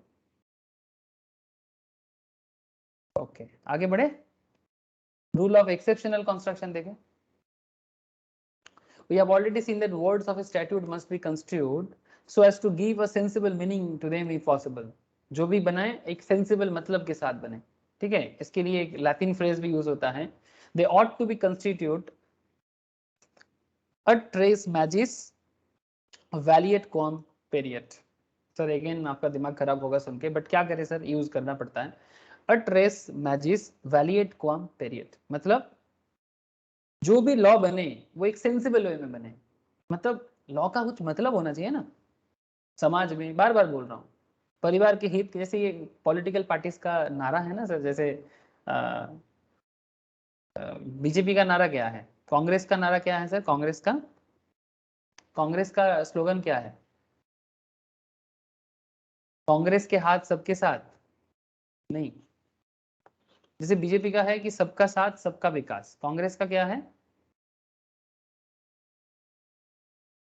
अरे बोलो ना, टीएमसी का पता है मुझे, माँ माटी मानुस है, माँ माटी मानुस। कांग्रेस का भूल जा रहा हूँ एक्चुअली, कांग्रेस सब भूल जा रहे हैं ना सबको, इसलिए कांग्रेस भी भूल जा रहे हैं सब। ठीक है, बेसिकली कहने का मतलब है पॉलिटिकल स्लोगन का मतलब इसलिए मैंने आपको बताया बिकॉज ये लोग जो भी बात करते हैं, अब देखना ये सबको लेके चलने का एक बात करता है, मतलब भले ही वास्तव में कितना करता है वो तो उनको ही पता, और हम लोगों को भी पता होता है कि एक्चुअल में क्या होता है, बट वो थोड़ा अलग बात है। लेकिन पॉइंट विद दैट से जब कोई रूल बनेगा वो रीजनेबल होना चाहिए, सेंसिबल होना चाहिए, ठीक है। They ought to be construed at risk matches value at com period. In fact, Maxwell, the famous lawmakers में से एक माना जाता है, जो आपको मैं source of law में बताया था मैक्सवेल के बारे में, goes to the extent of stating, notwithstanding the general rule that full effect must be given to every word. Law में जो भी वर्ड दिया जाता है ना, उसमें पूरा का पूरा इफेक्ट देना चाहिए। ये if no sensible meaning can be given to word और फ्रेज, अगर किसी वर्ड में फ्रेज में सेंसिबल मतलब नहीं आता, और if it would defeat the real object, अगर सेंसिबल वर्ड देने के बाद भी रियल ऑब्जेक्ट फुलफिल नहीं होता है लॉ को लाने के बाद, इट मे और rather it should be eliminated.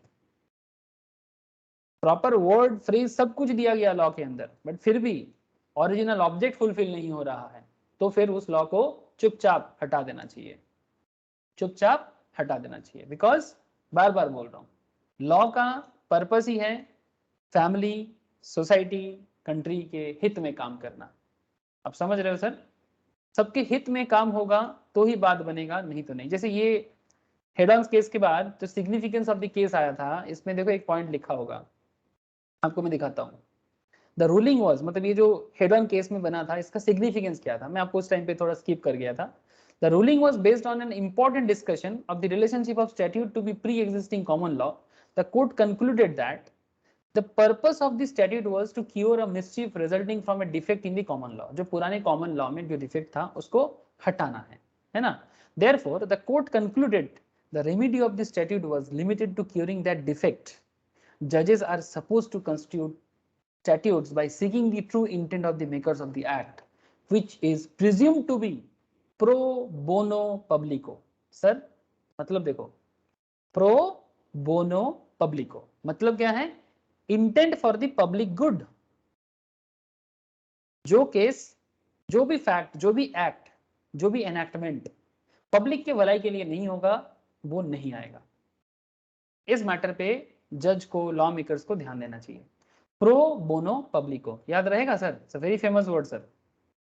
It's a Latin phrase for professional work undertaken voluntarily and without payment.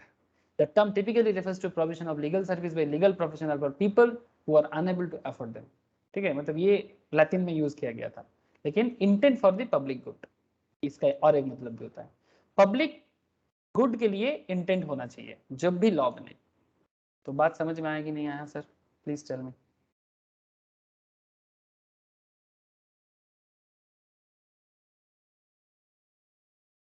अरे बोलो सर, बोलो।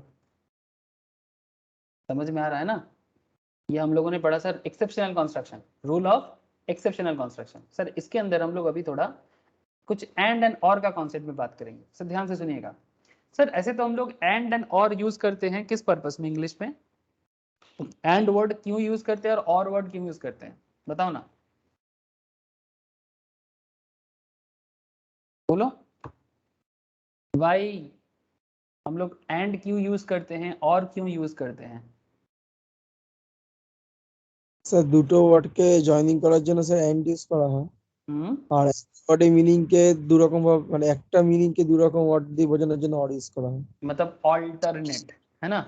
অল্টারনেট। হ্যাঁ वेरी गुड सर, बस वही है आपने जो बोला। एंड और का लॉ में भी कुछ ऐसा ही यूज है, बट कहीं कभार इसको एक मतलब से भी यूज किया जाता है लॉ के अंदर। ये आपको उसका मतलब से समझने का जरूरत पड़ता है, मैं आपको बताता हूँ। And is a particle joining words and sentence and expressing the relation of connection or addition. The word and is normally conjunctive। ये conjunctive है, मतलब conjugate करता है, जोड़ता है। In its conjunctive sense, the word is used to conjoin words clauses और sentence, या तो वर्ड को जोड़ेगा, क्लॉज को जोड़ेगा, सेंटेंस को जोड़ेगा, है ना, ये एंड का नॉर्मल पर्पस है। अब लॉ में इस एंड और को किस तरह से बताते हैं, इसको ध्यान से सुनो। Signifying that something is to follow in addition to that which precedes. Something is to follow in addition to that which precedes. जो पहले था उसके साथ आगे ये भी जानो, and, है ना, पहले ये बात चल रहा था and उसके बाद ये बात हो रहा है। The word or is a disjunctive, मतलब ठीक conjunctive का उल्टा, is a disjunctive particle that makes an alternative, या तो ये जानो या तो वो जानो, या फिर ये दोनों alternatively यूज किया जा सकता है, generally corresponding to either as either this or that, इस तरह से, है ना। can and be read as or and vice versa, मतलब क्या and और be को हम लोग vice versa यूज कर सकते हैं? yes, लॉक करता है sir. the word and is normally conjunctive while or is disjunctive, but sometimes and is read as or, कई बार ऐसे भी होते हैं लॉ के अंदर and को रीड करते हैं और की तरह, and vice versa, और को रीड करते हैं and की तरह, to give effect to manifest intention of the legislature as disclosed from the context। ये चीज बना था म्यूनिसिपल काउंसिल वर्सेस विशनदास नाथुमल के केस में। मतलब कई बार क्या होता है ना, लॉ किसी मैटर पे एंड बोल दिया या और बोल दिया, अब उस एंड और को लेके लोग पड़ गया, लेकिन तो फिर क्या कहते हैं कि लेजिस्लेचर सिंपल कहते हैं भाई कॉन्टेक्स्ट को देखो, तो जरूर अगर कॉन्टेक्स्ट वही सेम बात है, अगर ट्रू सेंस में यूज किया जा रहा है, हो सकता है कि एंड और में मतलब उस कंटेक्स्ट में अलग हो रहा था, बट अगर जरूरत पड़े तो लॉ एंड और को पर्टिकुलर कॉन्टेक्स्ट में वाइस वर्सा कर सकता है, सिंपल बात है। एंड में लेजिटिमेटली मतलब सही तरह से बी कंस्टिट्यूट एज और when the intention of the legislature is clear, जब लेजिस्लेचर का मतलब लॉ का इंटेंशन जब क्लियर होगा, क्लियर रहता है, तब एंड को हम लोग एकदम और की तरह यूज कर सकते हैं। And when any other construction would tend to defeat such intention, अगर कोई और दूसरा लॉ उसको डिफीट करने का कोशिश करता है, ऐसे केस में कोई दूसरा कॉन्सेप्ट किसी को डिफीट करने की कोशिश करता है, तो इन दैट केस एंड को भी हम लोग और की तरह पढ़ सकते हैं। ठीक है, ये लॉ कहते हैं। अमूल्य रॉय चंद्र रॉय वर्सेस पशुपतिनाथ के केस में ऐसा केस देखा गया था। ठीक है, तो ये एंड और का केस है जो कंटेक्स्ट के हिसाब से और रूल के क्लियरनेस के हिसाब से यूज किया जाता है सिनोनिमसली। ठीक है, नॉर्मली एंड और अलग होता है, बट कई बार इसको सिनोनिमसली यूज किया जाता है। सर और एक केस होता है sir, may, must and shall. Sir now what is this? Let us first appreciate, मतलब लॉ में किस तरह से यूज होता है आप देखना, मे, मस्ट, शैल कैसे यूज होते हैं। Let us first appreciate the distinction between mandatory and directory provisions, where the enactment or provisions prescribe that the contemplated action be taken without any option or discretion, then such statute or provisions or enactment will be called mandatory. Where the acting authority is vested with discretion, choice or judgment, the statute or provision will be called directory. ठीक है, मतलब जहां पर वो mandatory हो जाते हैं, choice of judgment, the statute और provision is called directory. In deciding whether the statute is directory और मैंडेटरी, मतलब क्या ये डायरेक्शंस है कि मैंडेटरी है, the question is whether there is anything that makes it the duty of the person on whom the power is conferred to exercise that power. It is so often then the statute is a mandatory one, otherwise it is the directory. Normally statute mandatory होते हैं, otherwise ये directory भी हो जाते हैं, मतलब ऐसा कहा गया है, ऐसे केस में ऐसा करने के लिए बोला गया है।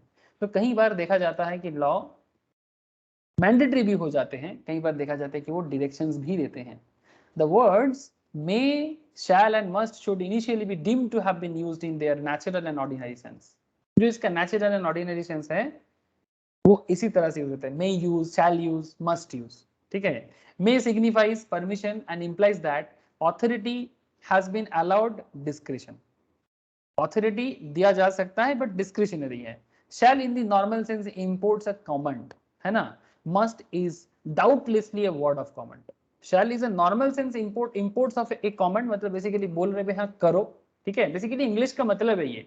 Shall is the normal sense imports a comment, and must is doubtlessly a word of comment. In all cases, however, the intention of the legislature will guide the interpreter in his search of meaning.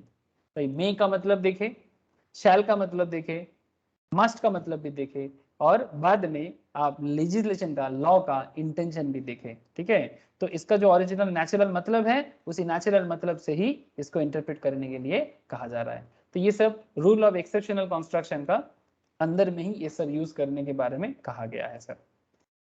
Sir एक rule और आता है primary के अंदर, primary के अंदर ये ना रूल ऑफ एजिस्डेम जेनेरिस, एक बार कंफर्म कर लेते हैं आप लोगों से। यस, प्राइमरी में आपको मैं हेडन्स बताया, बेनिफिशियल बताया, एक्सेप्शनल भी बताया। रूल ऑफ एजिस्डेम जेनेरिस ये क्या है ये भी एक बार देख लो। उसके बाद मैं आपको सेकेंडरी रूल जो है doctrine of noscitur sociis and doctrine of contemporanea expositio ये भी बता देंगे। चलो सर, ये स्टैट्यूट्स वाला चैप्टर ना मैं इतना डिटेल्स में इसलिए बार बार मतलब आपको पढ़ने के लिए बोलूंगा बिकॉज ये एक्चुअली पूरा लीगल सिस्टम को पढ़ने का तौर तरीका बताते हैं। जो भी लॉ पढ़ते हो आप, जितना लॉ पढ़ते हो आप, लॉ पढ़ने के टाइम पे ना ये इंटरप्रिटेशन ऑफ स्टैट्यूट्स का रूल्स रेगुलेशंस आपको हमेशा हेल्प करेगा और इसीलिए इस टॉपिक में काफी जोर भी दिया जाता है। Okay, rule of ejusdem generis. The term ejusdem generis means same kind of the same kind, मतलब सिमिलर नेचर का और स्पेसिस का, काइंड या स्पेसिस, सिमिलर काइंड और स्पेसिस इसी तरह का है। Simply stated the rule is as follows, मतलब अगर इसी तरह का होगा तो उसमें भी ऐसा ही रूल लागू किया जाएगा, अगर इसी तरह का नहीं है तो फिर दूसरा कोई रूल लागू होगा। अगर इसी तरह में आता है, इसी काइंड में पड़ता है, इसी स्पेसिस के अंदर आता है तो फिर उसके लिए भी सेम बराबर का रूल यूज करें। सिंपल बात है। Where specific words pertaining to a class or category of genus are followed by general words, the general word shall be construed as limited to the things of the same kind as those specified. The rule applies. तो कब कब ये rule apply होता है आप देख लो। चलो इसका एक पूरा लिस्ट है। Rule of ejusdem generis applies, कब कब एजिस्डम जेनेरिस अप्लाई होता है, मतलब कब सिमिलर रूल, मतलब सेम काइंड ऑफ थिंग के लिए रूल को यूज करना चाहिए।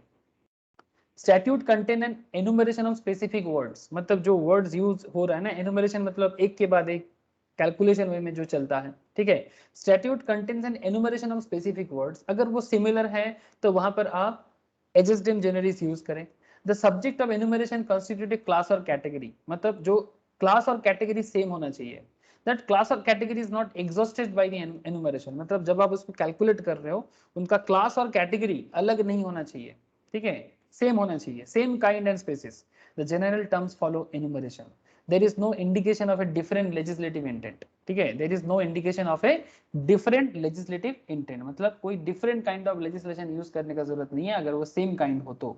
ठीक है, यहाँ पर आप थोड़ा सा डिटेल्स में देखोगे तो आपको पता चलेगा। इट्स लाइक ये जो पॉइंट था, the rule of adjustem generis is not an absolute rule of law but only a part of the wider principle of construction, and therefore this rule has no application where the intention of the legislature is clear. जहां पर legislation का intention clear है वहां पर ये use करने का जरूरत नहीं होता।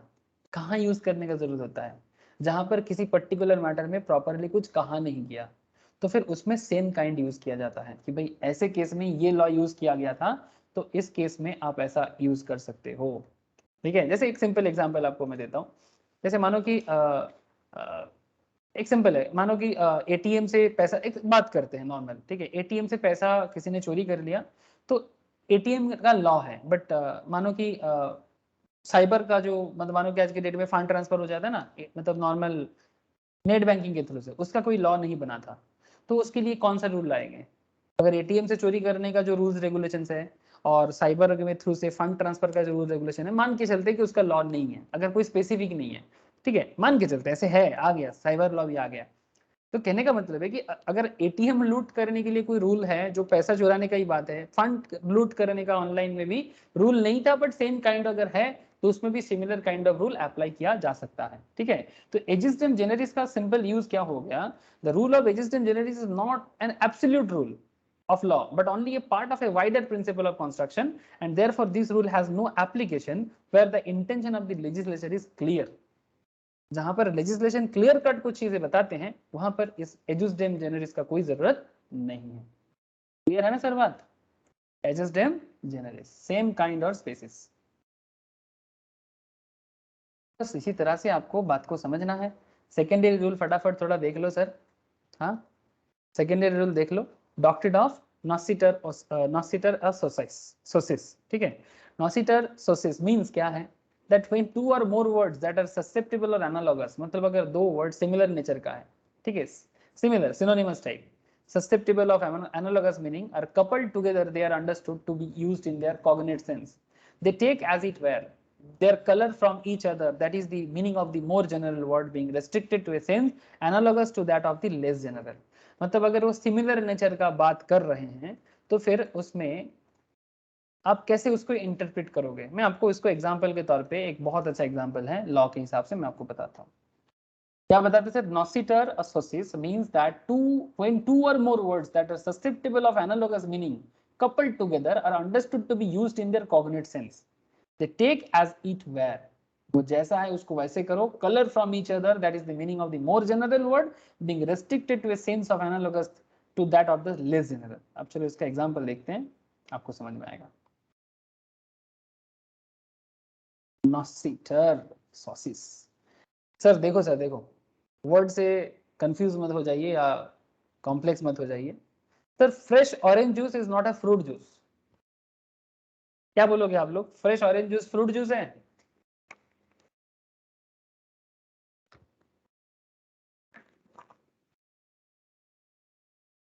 सेम बात है ना sir, fresh orange juice is not a fruit juice, क्या बोलोगे, सेम वर्ड है क्या? बताओ सर, मतलब यही है, ये जो बताया ना sir, susceptible of analogous meaning, मतलब सेम टाइप का लगेगा, बट वो एक्चुअली उसका मतलब समझना है आपको। यहाँ पर फ्रूट जूस का क्या मतलब है और ऑरेंज फ्रेश ऑरेंज जूस का क्या मतलब है, पर्पस समझना है, कॉन्टेक्स्ट समझना है, तब लॉ उसको इंटरप्रेट कर पाएगा। कर पा रहे हो यहाँ पर, fresh orange juice is not a fruit juice, hello, अरे बताओ ना।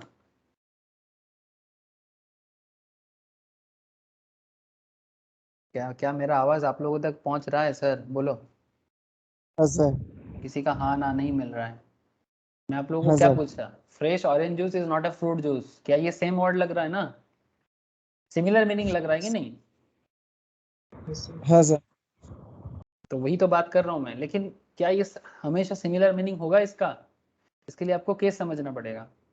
While dealing with the purchase tax act, ठीक है, परचेस टैक्स मतलब सेल टैक्स परचेस टैक्स जैसे होते हैं, ठीक है, which use the expression manufactured beverage including fruit juice and bottled waters and syrups। Tax act के अंदर ऐसे लिखा जाता है, manufactured beverage including fruit juice and bottled water and syrups. It was held that the description of fruit juice as occurring therein should be construed in the context of preceding words, and that orange juice unsweetened and freshly pressed was not within the description। ये जो tax act के अंदर, purchase tax या sale tax जो भी act हो, ठीक है, उसके अंदर फ्रूट जूस में टैक्स लगाने का बात कर रहा है, परचेस के टाइम पे आपको टैक्स देना पड़ेगा।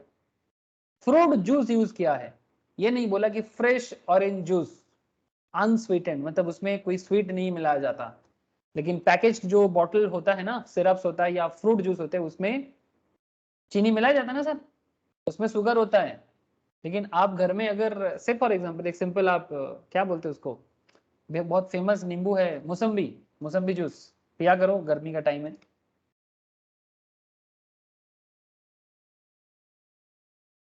मौसम्बी जूस अगर आप घर पे बनाते हो या कोई दुकानदार भी अगर बना के देता है आपको, ये फ्रेश प्रेस्ड मौसम्बी जूस है। हाँ सर, इसके बारे में परचेस टैक्स बात नहीं कर रहा है ना सर। परचेस टैक्स बात किसके बारे में कर रहा है, फ्रूट जूस। जैसे कि मैं यहाँ पर लिखूंगा फ्रूट जूस, अब देखो क्या आएगा, देखो ये देखो सर, ये सब आ गया फ्रूट जूस, ये आज ये टैक्स का ये टैक्स के डेफिनेशन के अंदर इसके बारे में बोला गया है, बॉटल सिरप शुगर मेंटेन किया हुआ, ठीक है, ये फ्रूट जूस है और वो फ्रेश ऑरेंज जूस है, दोनों में फर्क होता है। आजकल तो मैं जब देखता हूँ सर फैमिलीज वगैरह में ना, बच्चे लोगों को ये पिलाया जाता है ना, बच्चा के जूस खवाई, ये पिला के बच्चे को खत्म कर रहा है, ये मत पिलाओ। पेरेंट्स क्या क्या सब सोचता है, आई डोंट नो, बच्चे लोगों को मतलब सोचते हैं कि सर हेल्दी नहीं, कोई विटामिन सी तो छोड़ो, मोटा बनाएगा। विटामिन सी कितना मिलेगा भगवान जाने, लेकिन सिर्फ मोटा करेगा आपको। ठीक है, नाम का है, प्रिजर्वेटिव नहीं है, सब नाम का है। बिना प्रिजर्वेटिव का रहता कैसे है, आई डोंट नो। लेकिन पीना है पियो, बट इसको हेल्दी मत सोचो, this is not healthy sir. चीनी भरा हुआ है, कार्बोहाइड्रेट भरा हुआ है। अगर जूस पीना है घर में बना के जूस पियो, अगर हेल्दी चीज चाहिए। अगर अनहेल्दी पीना है मार्केट से लेके जितना मर्जी पियो, बट उसको हेल्दी सोच के मत पियो। क्या बोलते हो आप लोग, सही बोला कि नहीं सर? आप बोल दिए तो मानना तो पड़ेगा। हाँ क्या बोला शिवम? हाँ सर, एक तो ये अनम्यूट म्यूट का इतना प्रॉब्लम होता है ना इसमें। क्या बोला, समझ में नहीं आया।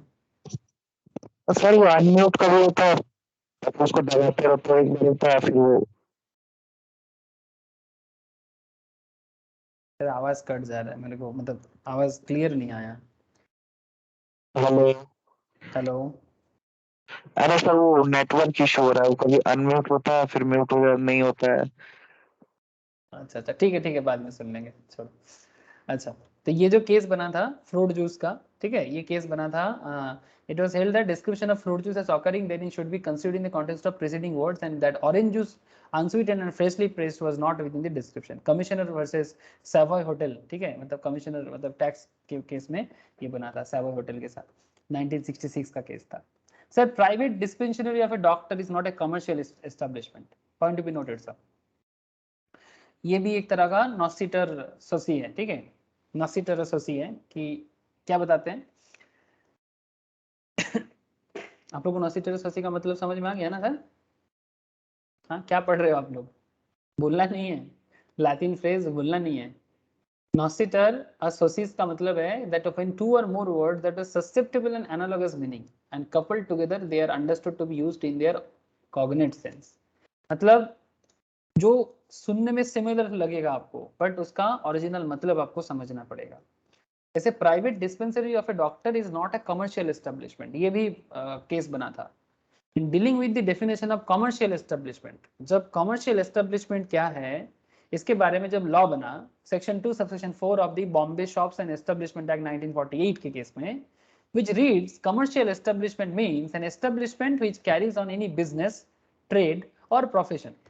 The word profession was construed with the associated words business and trade, and it was held that the private dispensary of a doctor was not within the definition.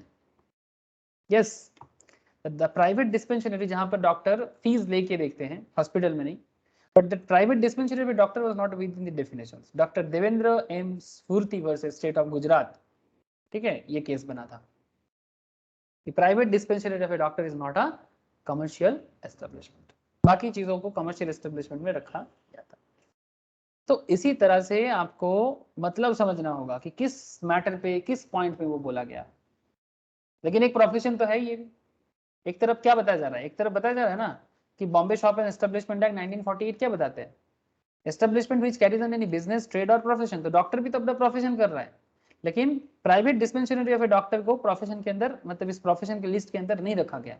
It was held that private dispensary of a doctor was not within the definition. Contemporanea expositio est optima et fortissima in lege. ये भगवान, दिमाग खराब हो गया। देखो sir देखो doctrine of contemporanea exposito. This doctrine is based on the concept that a statute or a document is to be interpreted by referring to the exposition it was received from contemporary authority. Contemporary authority. The maxim contemporanea exposito est optima et forticinia in lege means contemporaneous exposition is the best and strongest in law. Contemporaneous मतलब क्या, जो currently जो currently चल रहा है वो best या strongest माना जाता है। This means law should be understood in the sense in which it was understood at the time when it was passed. मतलब जिस लॉ को जिस टाइम पे बनाया गया था, अगर आपको उसको समझना है तो उस कंटेम्पोररी सिचुएशन के साथ समझना है। मतलब कंटेम्पोररी मतलब, इसको एक्चुअली कंटेम्पोररी का बंगाली मतलब या हिंदी मतलब क्या होता है, समकालीन ना।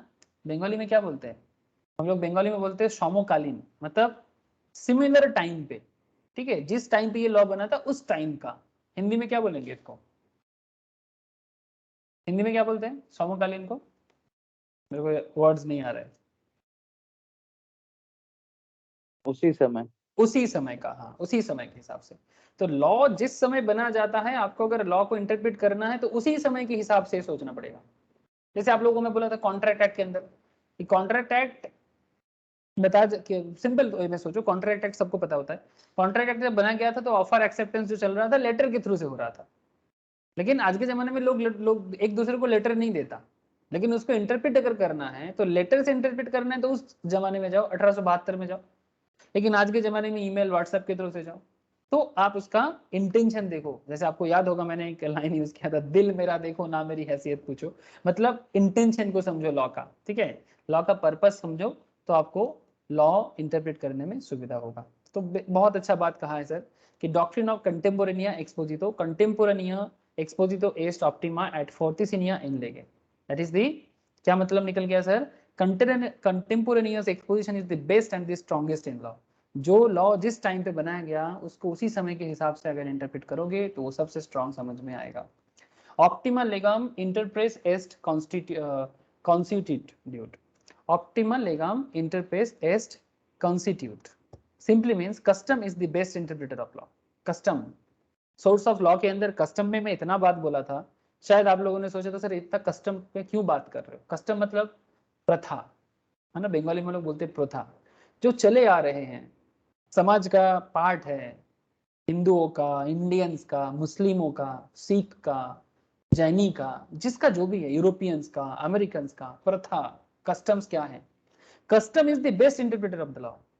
कस्टम देखो सर, हम समाज के अंदर रहते हैं, हर एक का समाज होता है, लायन का भी अपना समाज होता है, हिरन का भी अपना समाज होता है, मतलब बेसिकली एनिमल्स का भी अपना समाज होता है, हाथी का समाज होता है। मैं आपको एक चीज बताऊं, अगर अगर अगर एलिफेंट लॉ लिखते तो आपको एक चीज बताता हूँ, सुनो। एलिफेंट का एक कस्टम बताता हूँ आपको, क्योंकि मैं जिस एरिया से बिलोंग करता हूँ, पश्चिम बंगाल के झाड़ग्राम एरिया, जो झारखंड एंड उड़ीसा बॉर्डर में आता है, आई होप आप लोगों को भी पता है। तो उस एरिया में ना एलिफेंट कॉरिडोर है, basically corridor in the sense आसपास में छोटा नागपुर टेबल लैंड है, मतलब बेसिकली जो हिल एरिया है, वहां से हाथी आ जाता है सर हमारे एरिया में। आजकल जंगल इतना ज्यादा खराब हो रहा है तो वो ऑटोमेटिकली लोकेलिटी की तरफ आ जाता है। तो हर साल स्पेशली ठंड के टाइम पे जब भी चावल बनता है, जो धान होता है ना सर, पैडी, उस टाइम पे वो ज्यादा आते हैं, उसके सुगंध पे, धान के सुगंध पे आ जाते हैं, बहुत पसंद करते हैं। तो एक बार ऐसा हुआ कि एक एलिफेंट को ट्रेन में मतलब ट्रेन में उसका पैर कट गया, रेल लाइन क्रॉस करने के टाइम पे। बहुत सारा जगह है जहाँ पर बेसिकली कुछ गेट नहीं है, ये हमारे देश में धीरे धीरे बन रहा है, इंडिया में कई जगह में बना है एनिमल कॉरिडोर, नीचे से रास्ता है, ऊपर से एनिमल कॉरिडोर है, एनिमल उसी रास्ते से क्रॉस कर लेगा। ये बहुत फर्स्ट टाइम बना है इंडिया में, किसी एक स्टेट में बना है, मुझे एग्जैक्टली पता नहीं चल रहा है कौन सा स्टेट। ना पॉइंट क्या है कि वो उस हाथी को जो पैर में लगा, तो उनका जो दल जो है हाथी का, वो आसपास में जंगल में है, और रोज रात को वो आवाज देता है, हाथी जैसे हाथी आवाज करता है, उसको साउंड करते हैं और उनको बुलाते हैं। कम से कम 15 to 20 डेज वो हाथी जहां पर उसका पैर कट गया था उस एरिया में वो था। उन लोगों का नेचुरली हील होता है ना सर, सभी का नेचुरल हील होता है। ये इंसान का क्या प्रॉब्लम हो गया ना आजकल, थोड़ा सा अगर कुछ भी होता है ना, हम लोग पहले डॉक्टर के पास पहुंचते हैं। हम लोग भूल गए कि हम लोग भी नेचर से ही बना है और नेचुरल हील हमारे लिए भी है। बट आजकल लोगों को क्या हो गया ना, तो कुछ भी हो जाए, एक छोटा सा सर्दी भी आ जाए ना, पहले डॉक्टर के पास पहुंचते हैं। एक आदत सा हो गया, मेरा आदत था बचपन में, आजकल बहुत कोशिशों से मैं उसको छुड़वाया। कुछ ज्यादा प्रॉब्लम होने से ही डॉक्टर के पास जाता हूँ, अदरवाइज नहीं, क्योंकि हर छोटा छोटा प्रॉब्लम में डॉक्टर करेंगे ना, इम्यूनिटी खत्म हो जाएगा, क्योंकि हर 2-2 मिनट में एंटीबायोटिक। अब क्या है ना, हाथी वगैरह एनिमल्स है, इनको हर 2-2 मिनट में एंटीबायोटिक नहीं चाहिए। तो एक नेचुरल हीलिंग टाइम होता है, जो हाथी को भी पता होता है कि भाई कितना दिन इसके लिए वेट कर सकते हैं। तो 15 डेज तक वो लोग वेट किया, उसके बाद वो हाथी उनके पास नहीं पहुंच पाया, तभी जाके वो अपना जो टीम है हाथी का, एलिफेंट टीम है, उनके साथ वो जिधर जाना है चला गया। और बाद में ये जो एलिफेंट था कोशिश कर रहा था फॉरेस्ट से कि वो अपने टीम के साथ चले जाए, बट जब देखा कि ये नहीं जा पाया, इनको रेगुलर हमारे लोकल एरिया के लोगों से खाना पहुंचाया जाता था। बिल्कुल हार्मफुल नहीं था वो हाथी, ऐसे तो हार्मफुल हो सकता है बिकॉज वो जंगली है, ठीक है, लेकिन वो चोटिल था तो क्या हार्म करेगा। तो हम लोग क्या करते थे, वो लोकल मार्केट के लोग क्या करते थे, हम लोग देखने जाते थे तो वैन से सब्जी लेके हाथी के सामने जाके रख लेता था, वो हाथी कोमड़ा लाव वगैरह सब कुछ एकदम खा लेता था। इस तरह से 15 डेज तक वो वहाँ था। फिर जब उसका टीम चला गया, वेट किया था, रोज आवाज देता था, फॉरेस्ट को पता था। उसके बाद इनको फॉरेस्ट के डिपार्टमेंट से लेके गया और जो भी है किया। सो पॉइंट क्या है, पॉइंट इज दैट कि custom is the best interpreter of law, है ना सर, क्या बोलते हो, समझ में कुछ आ रहा है कि नहीं आ रहा है। जैसे पगड़ी क्यों पहनते हैं, हाँ, बोरखा क्यों पहनते हैं, मैं बोला था सोर्स ऑफ लॉ पढ़ाने के टाइम पे। हाँ, पर्दा प्रथा क्यों था, ये जो हमारे हमारे समाज में वुमेन्स, ठीक है, मतलब औरतें इतना इतना दूर तक अभी भी कुछ कुछ एरिया है, राजस्थान, मध्य प्रदेश, बंगाल में भी है कुछ एरिया, अभी भी सर ढकते हैं बड़ों के सामने, बट हाँ बोलो सर, कोई कुछ कह रहे हो, हेलो, बोलिए सर, कोई क्वेश्चन है क्या, अरे बोलो जो भी है बोलो। तो वही जो सोर्स ऑफ लॉ के चैप्टर के अंदर मैं बात कर रहा था कि पर्दा प्रथा, ठीक है, ये जो पूरा सर ढक के रहना, उसका भी रीजन था उस कंटेम्पोरेनियस कॉन्सेप्ट के साथ। उन दिनों क्या प्रॉब्लम था, जैसे आप लोगों को मैं जौहर के बारे में बताया था, याद है, जौहर, जौहर मतलब वो आग में आहुति, खुद को डाल देना। ये आपके, अगर आप लोग कभी भी राजस्थान जाओगे, महारानी पद्मावती जी का जो कहानी है एक्चुअली, वो राजस्थान में जौहर होता था, क्योंकि मुस्लिम इन्वेडर्स जो हमारे देश में अटैक करता था, वो जब जीत जाता था, ठीक है, हमारे राजाओं को छल से हरा देता था, बिकॉज वो लोग तोप लाता था ना, हमारे पास तोप नहीं था, हम लोग किसी को मारने में बिलीव नहीं करते थे, तलवार से लड़ते थे, और वो लोग पीछे से वार करता था। तो जो भी हो, अल्टीमेटली जब हम लोगों ने हारा, ठीक है, एक महाराणा प्रताप ही थे जो हमेशा कोशिश किया, लेकिन हमारे राजा ने भी पैसे के चक्कर में करप्शन कर दिया और हराया। तो महारानी पद्मावती जी, उसके बाद और भी बहुत सारे पीढ़ियों में जौहर किया। अगर कभी भी आप जाते हो चित्तौड़गढ़ फोर्ट में राजस्थान में, आपको अभी भी वो जौहर कुंड का एरिया दिखेगा, जहाँ पर वो लोग पूरा औरत सब कोई गिर जाते थे, क्योंकि वो शैतानों के हाथ में तो नहीं जाना चाहेगा, क्योंकि वो लोग तो एकदम गिद्ध की तरह खाएगा उन लोगों को, है ना। तो ये रीजन था, महिलाओं जौहर करता था, ठीक है। तो ऐसे रीजंस बहुत सारा मिलेगा आपको इतिहास में, लेकिन ये कस्टम था। लेकिन ये कस्टम आज के डेट में जरूरी नहीं है, क्योंकि तब का कंटेम्पोरेनियस कॉन्सेप्ट, आज का कंटेम्पोरेनियस कॉन्सेप्ट बदल गया है। सिचुएशन के साथ साथ नियम भी समाज में चेंज होते हैं। तो पर्दा प्रथा का सिस्टम क्यों होता था, इसका भी आप लोगों को पता है। रात को शादी क्यों होता है, किसी को भी पता है? आजकल देखना ज्यादातर शादी रात को होता है, स्पेशली इन बंगाल में बात कर रहा हूँ, बंगाल या फिर not just in Bengal, throughout East Bengal में, पूरा ईस्ट इंडिया में देखोगे, ईस्ट इंडिया, नॉर्थ इंडिया, शादी का बारात जो निकलते हैं रात को निकलते हैं। आप देखते हो क्या नहीं, प्लीज टेल मी, किसी को पता है रात को शादी क्यों होता है? क्या कोई रिचुअल्स है क्या ये?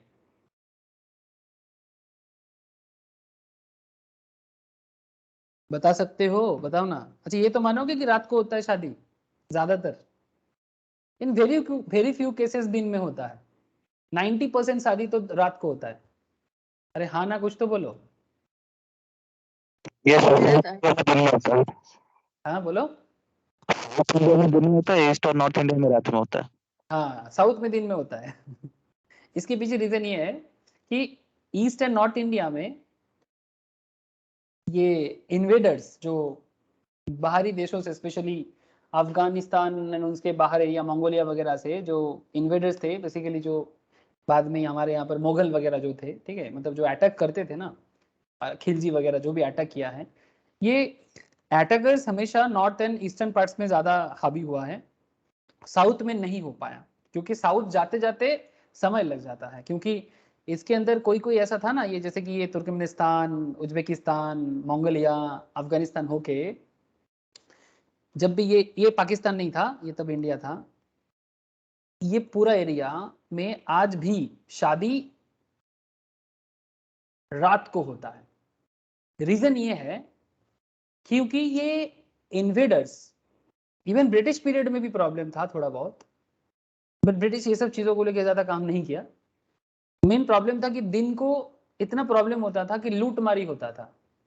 आप शादी में निकलते थे और हम लोग का क्या पुराना सिस्टम था ना, आज भी है, वो पूरा सोना वगैरह लद के हम लोग निकलते थे ना, बिकॉज हमारा रिचुअल्स है, हम लोग एकदम सज धज के निकलेंगे, चाहे ब्राइड हो ग्रूम हो, है ना सर, ठीक है, ब्राइड हो ग्रूम हो, हम लोग सज धज के निकलेंगे। लेकिन दिन में क्या प्रॉब्लम है, सबको पता चल जाता था कि भाई शादी है तो लूटेंगे, ठीक है। जो लुटेरा लोग यहाँ से ये सब मिडिल ईस्ट एशिया से, मिडिल एशिया से जब आते थे ना, तो इनको पता था कि भाई इनको लूटना है, और ये लुटेरा ही तो थे।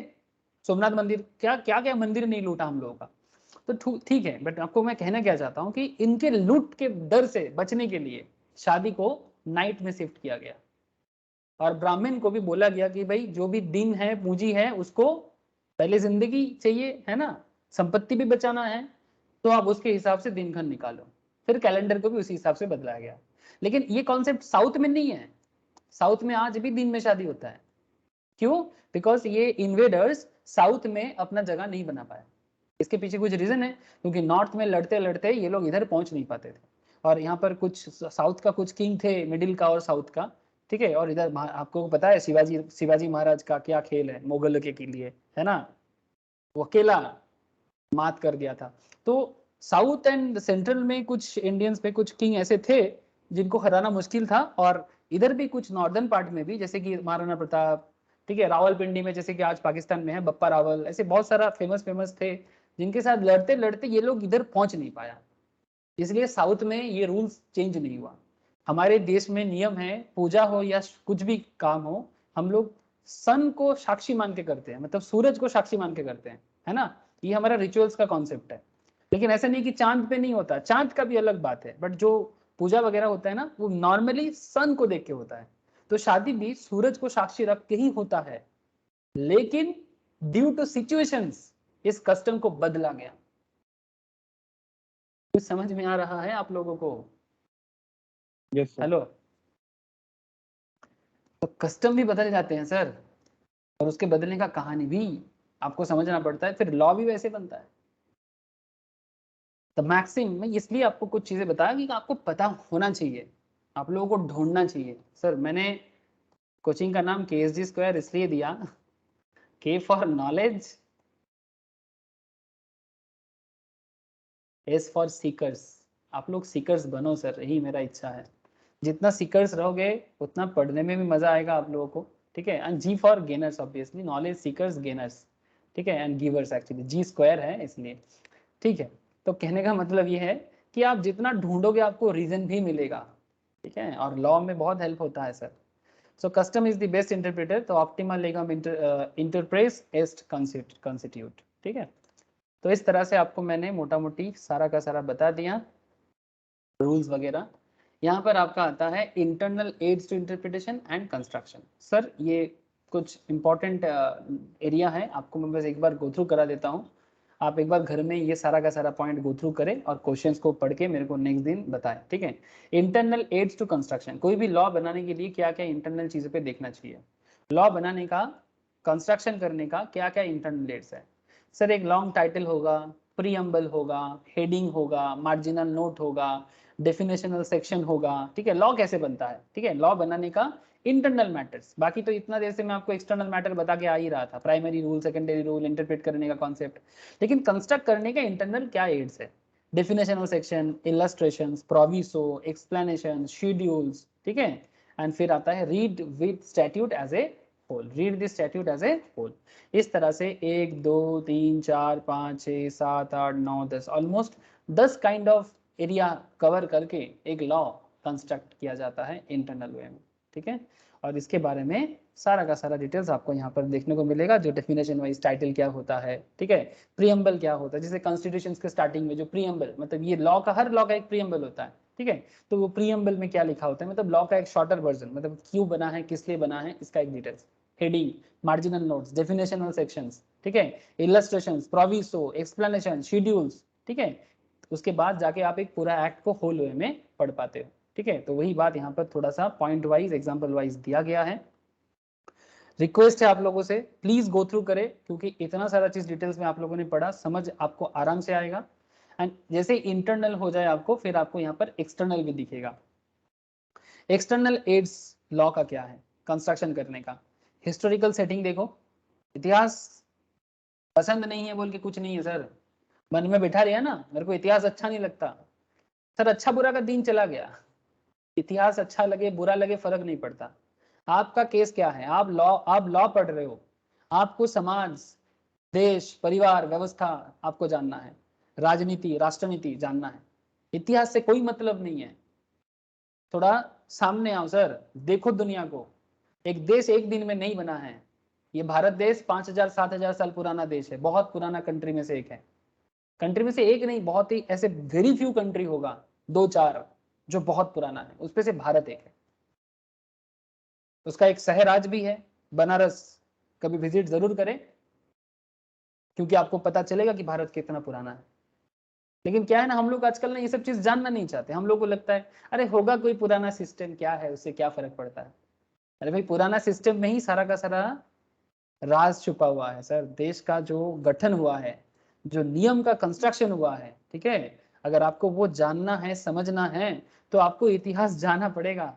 You have to know the historical setting of any law, consolidating statutes and previous law, usage क्या है, अर्लियर एंड लैटर एक्ट्स क्या है एंड एनालॉगस एक्ट्स क्या है, मतलब सिमिलरिटीज क्या है, डायरेक्टरी डेफिनेशंस डिक्शनरी क्या है, यूज ऑफ फॉरेन डिसीजंस क्या है, ठीक है, ये सब चीज आपको एक्सटर्नल एड्स के अंदर मिलेगा।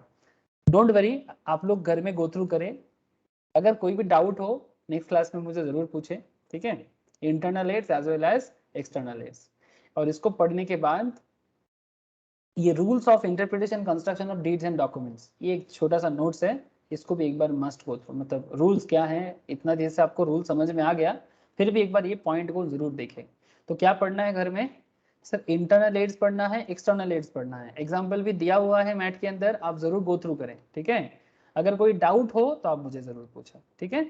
और फिर ये interpretation of deeds documents, and उसके बाद आपको यहाँ पर 8-10 क्वेश्चन मिलेगा सर, मैं आपको बार बार बोलूंगा, रिक्वेस्ट है मेरा, 11 क्वेश्चन है, ठीक है, आप जरूर पढ़े उसको। ये देखो, and the time of interpretation sort will the effect of usage और कस्टम्स एंड प्रैक्टिसेस, ठीक है, तो क्वेश्चन आंसर भी दिया हुआ है, आप ये सब पढ़ें, पढ़ के आप मुझे बताएं कि लिख लिख के प्रैक्टिस करें, क्वेश्चन प्रैक्टिस करने से ना आपका आइडिया काफी क्लियर हो जाएगा, मैं इतना आपको जरूर बोलूंगा, क्वेश्चन प्रैक्टिस करने से आपको आइडिया काफी क्लियर हो जाएगा। फिर भी कुछ डाउट रहे तो आप मुझे नेक्स्ट क्लास में जरूर पूछिए, ठीक है सर। यही है इंटरप्रिटेशन ऑफ स्टैट्यूट्स का मेन पॉइंट्स जो मैंने आपको बता दिया। अब जो मैं नहीं बताया, अगर मैं एक्सप्लेन नहीं किया, आप पढ़े घर में, कुछ क्वेश्चन हो तो मुझे बताइए, ठीक है। ओके सर, आज इतना ही है।